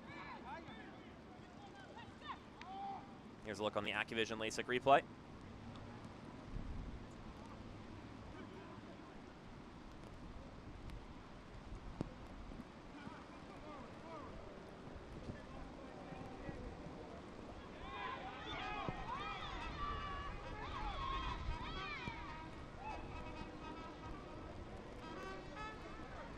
That one goes out. And they're going to call a corner kick. This corner kick brought to you by Chick-fil-A. So at this point in time, the Independents have 19 points, which ties them with North Carolina FC. They're also tied right now in goal differential. But North Carolina FC has the tiebreaker in wins.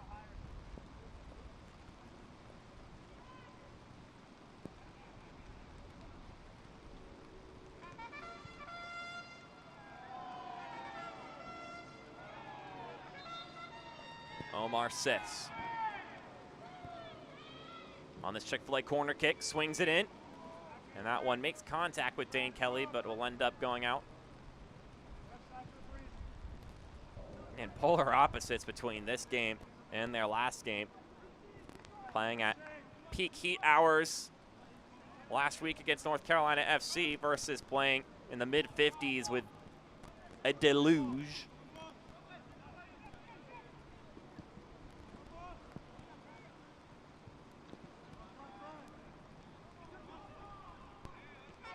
Bennett, nice threaded ball through, but the offside flag goes up.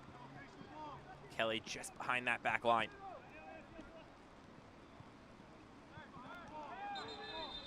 And that was an expression on the face of Dane Kelly. An indignant look.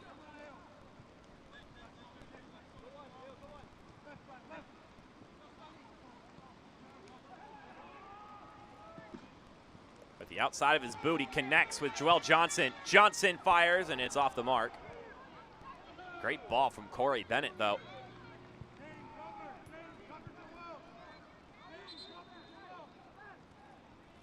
And Manuel Madrid, slow to get up now.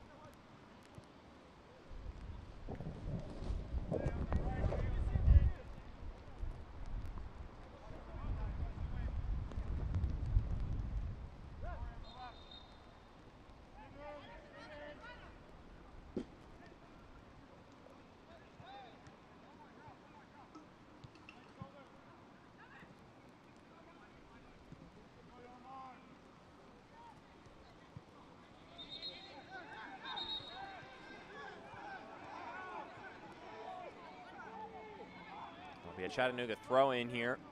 John Sergen trying to get the message clear.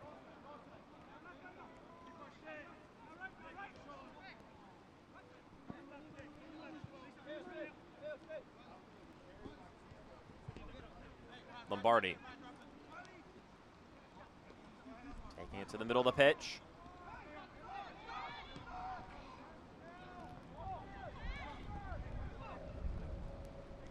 Red Wolves trying to find something positive offensively here.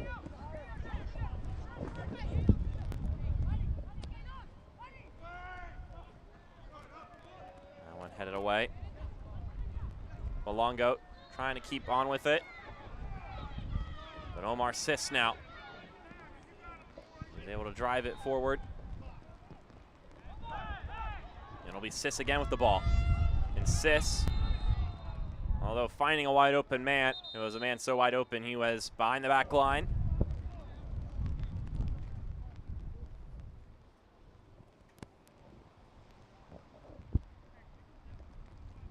So Dane Kelly will saunter back onside. We're going to get 2 more substitutions for the leading Jacks. Luis Alvarez comes in for Brad Dunwell. Meanwhile, Luka Sawinski will make his second appearance in Charlotte colors. And he'll come in for Dane Kelly. Those substitutions brought to you by Atlas Chiropractic and Wellness. Leading the pitch, number 9, Dane Kelly. And number 12, Brad Dunwell. They're replaced by number 22, Luka Sawinski. And number 14, Luis Alvarez. Sis loses the ball here. Laborio on it now. Taps it to Lombardi. And they'll win another corner kick.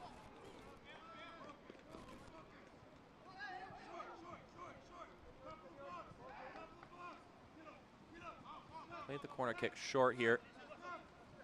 It's the 5th corner kick of the day for the Red Wolves.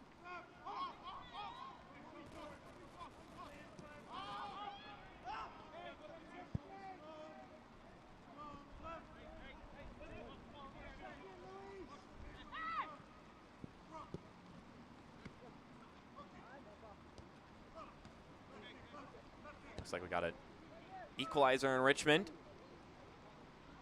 You'll have 2 good options to choose from after this game is over if you're looking for some more League One fun. Madison and Omaha tied 1-1. Richmond Tormenta tied 1-1. And maybe, just maybe, you could catch the end of Lexington Knoxville, depending on the timing of which one of that game or this one ends first.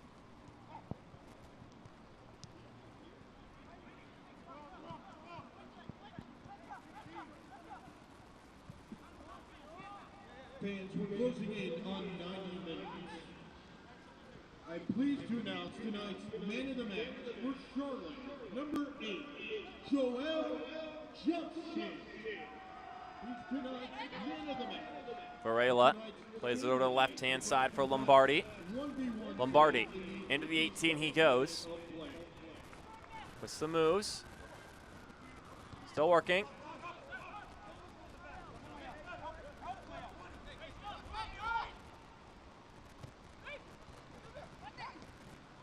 Varela with a good touch. Mensah rifles it across the center, and no one could get contact on it in Chattanooga colors. At this point, Charlotte will be looking to preserve that clean sheet. Austin Pack tied for lead in the league with 4 of them so far. He's tied with Bernd Shipman and Lalo Delgado. Shipman won't be collecting one today as Madison's already conceded a goal. And last I checked, the Hailstorm still holding a 0 on their score sheet. And they still are. Cardona.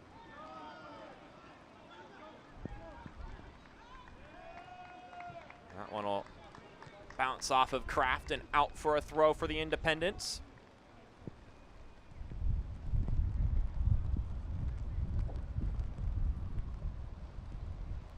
On pace right now for a 4-save clean sheet for Austin Pack.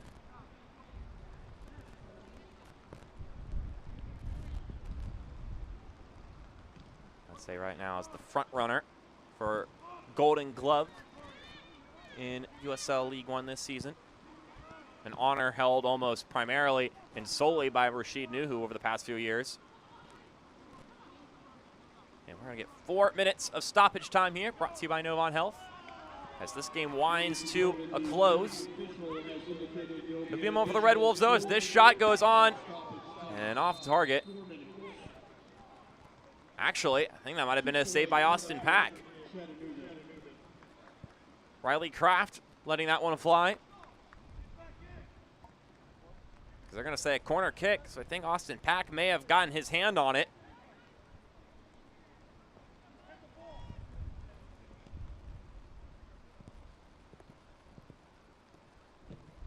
Kraft's service comes in. I think we're going to get another corner. And we will.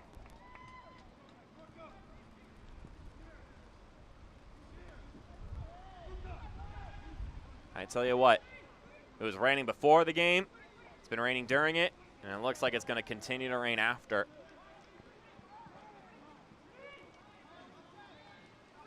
Just a soggy day in Charlotte, North Carolina. But that won't dampen the spirits of the home side Jacks, who have been confident for 90 minutes.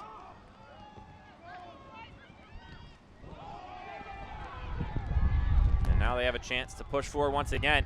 Luis Alvarez with another player running. It's Flanagan. And Flanagan nearly gets on the end of it, but Jerez is there first.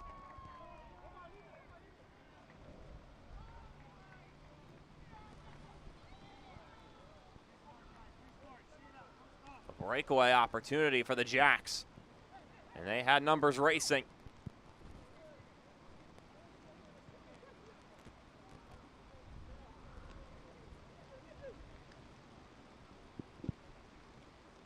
So there'll be a throw in here. Clay Dimmick tosses it in. Bennett camping out, going down. No flag thrown up. Malefi up to Malongo. Chattanooga looking to salvage a goal here in the final moments. Just a minute and a half to go. At least a minute and a half till we've reached our minimum of added 4 minutes.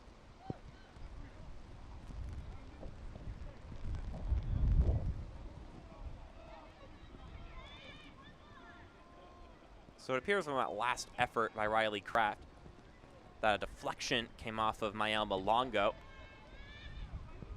So it doesn't seem like Pack did get his hand on it, but Malongo deflected it, which is why the corner kick was warranted.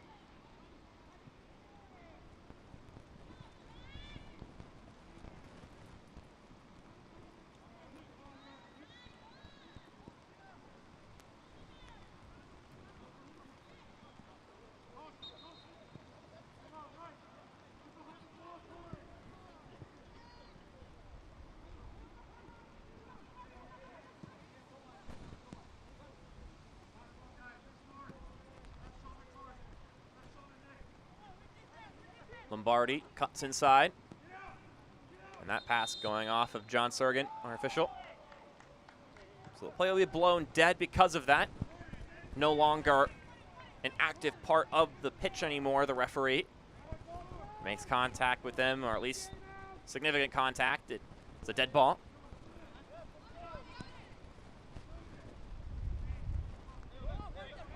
And we've hit 4 minutes. Which means maybe just one last moment. Malongo to Kraft. And Kraft's shot's deflected and into the hands of Austin Pack.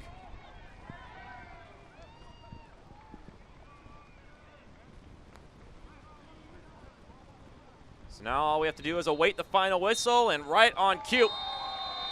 That'll do it. There won't be any rainy day sadness here in Charlotte for the Jacks. 3-0 victory for the second place team. An impressive showcase from Mike Jeffrey's side. 3 wonderful goals to show for it, but here is your play of the match brought to you by Paycor. And I think this is an easy choice. A superb hit on the dead ball by Omar Sis. Shot so good, gotta look at it another time. Just a fantastic strike from the holding midfielder, getting his first goal of the season. Meanwhile, here's our Orange Theory Fitness save of the match. And it's off the toes of Austin Pack, who will end his evening with 5 saves and a 5th clean sheet, which will keep him at least tied in the lead of USL League One. But our Capelli man of the match is Tracer Mbuyu, scoring for his 2nd game in a row. He was active early in the matchup, was able to get a goal before he was subbed off. And if this is the start of a goal-scoring run for him, Mike Jeffries will be thoroughly pleased with that prospect.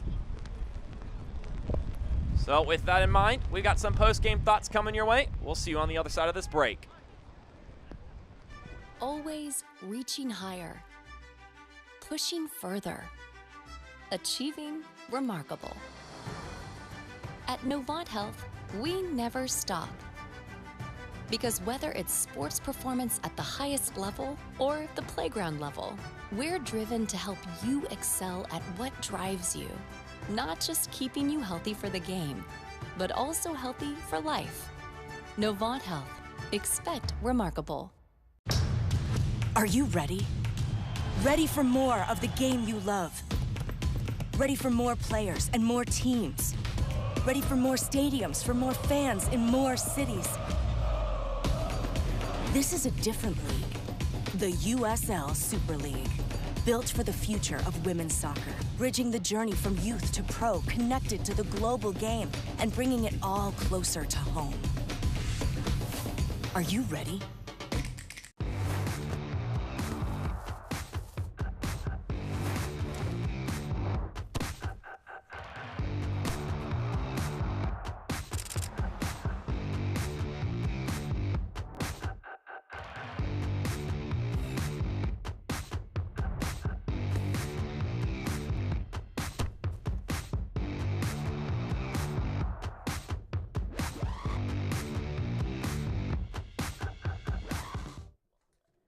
Post-game thoughts for you here, brought to you by Chick-fil-A.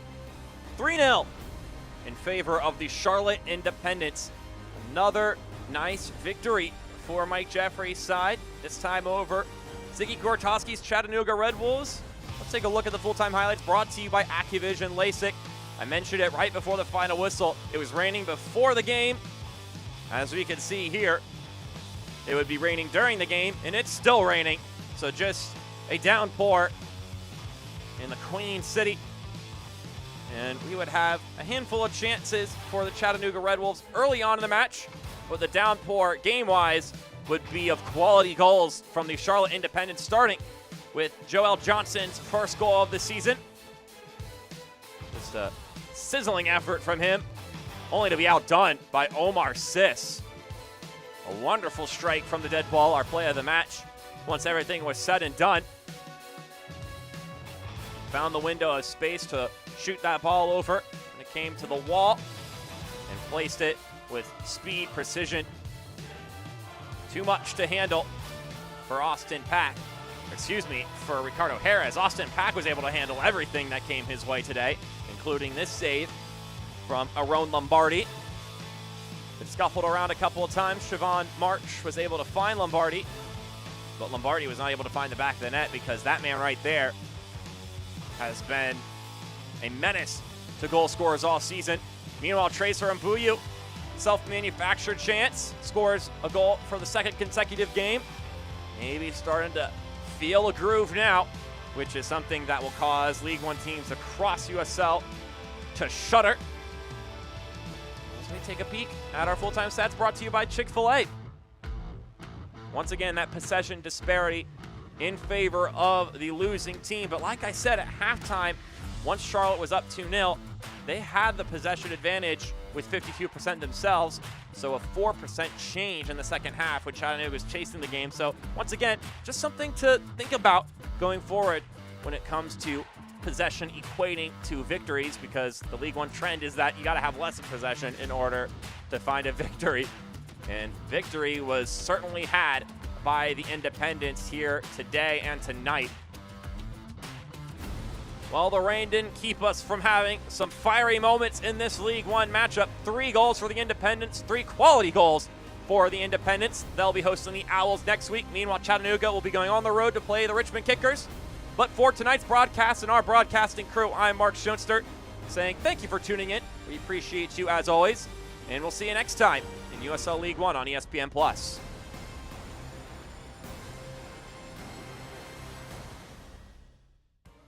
This copyrighted telecast of the United Soccer League League One cannot be retransmitted, rebroadcast, or reproduced without the expressed written consent of the United Soccer League League One.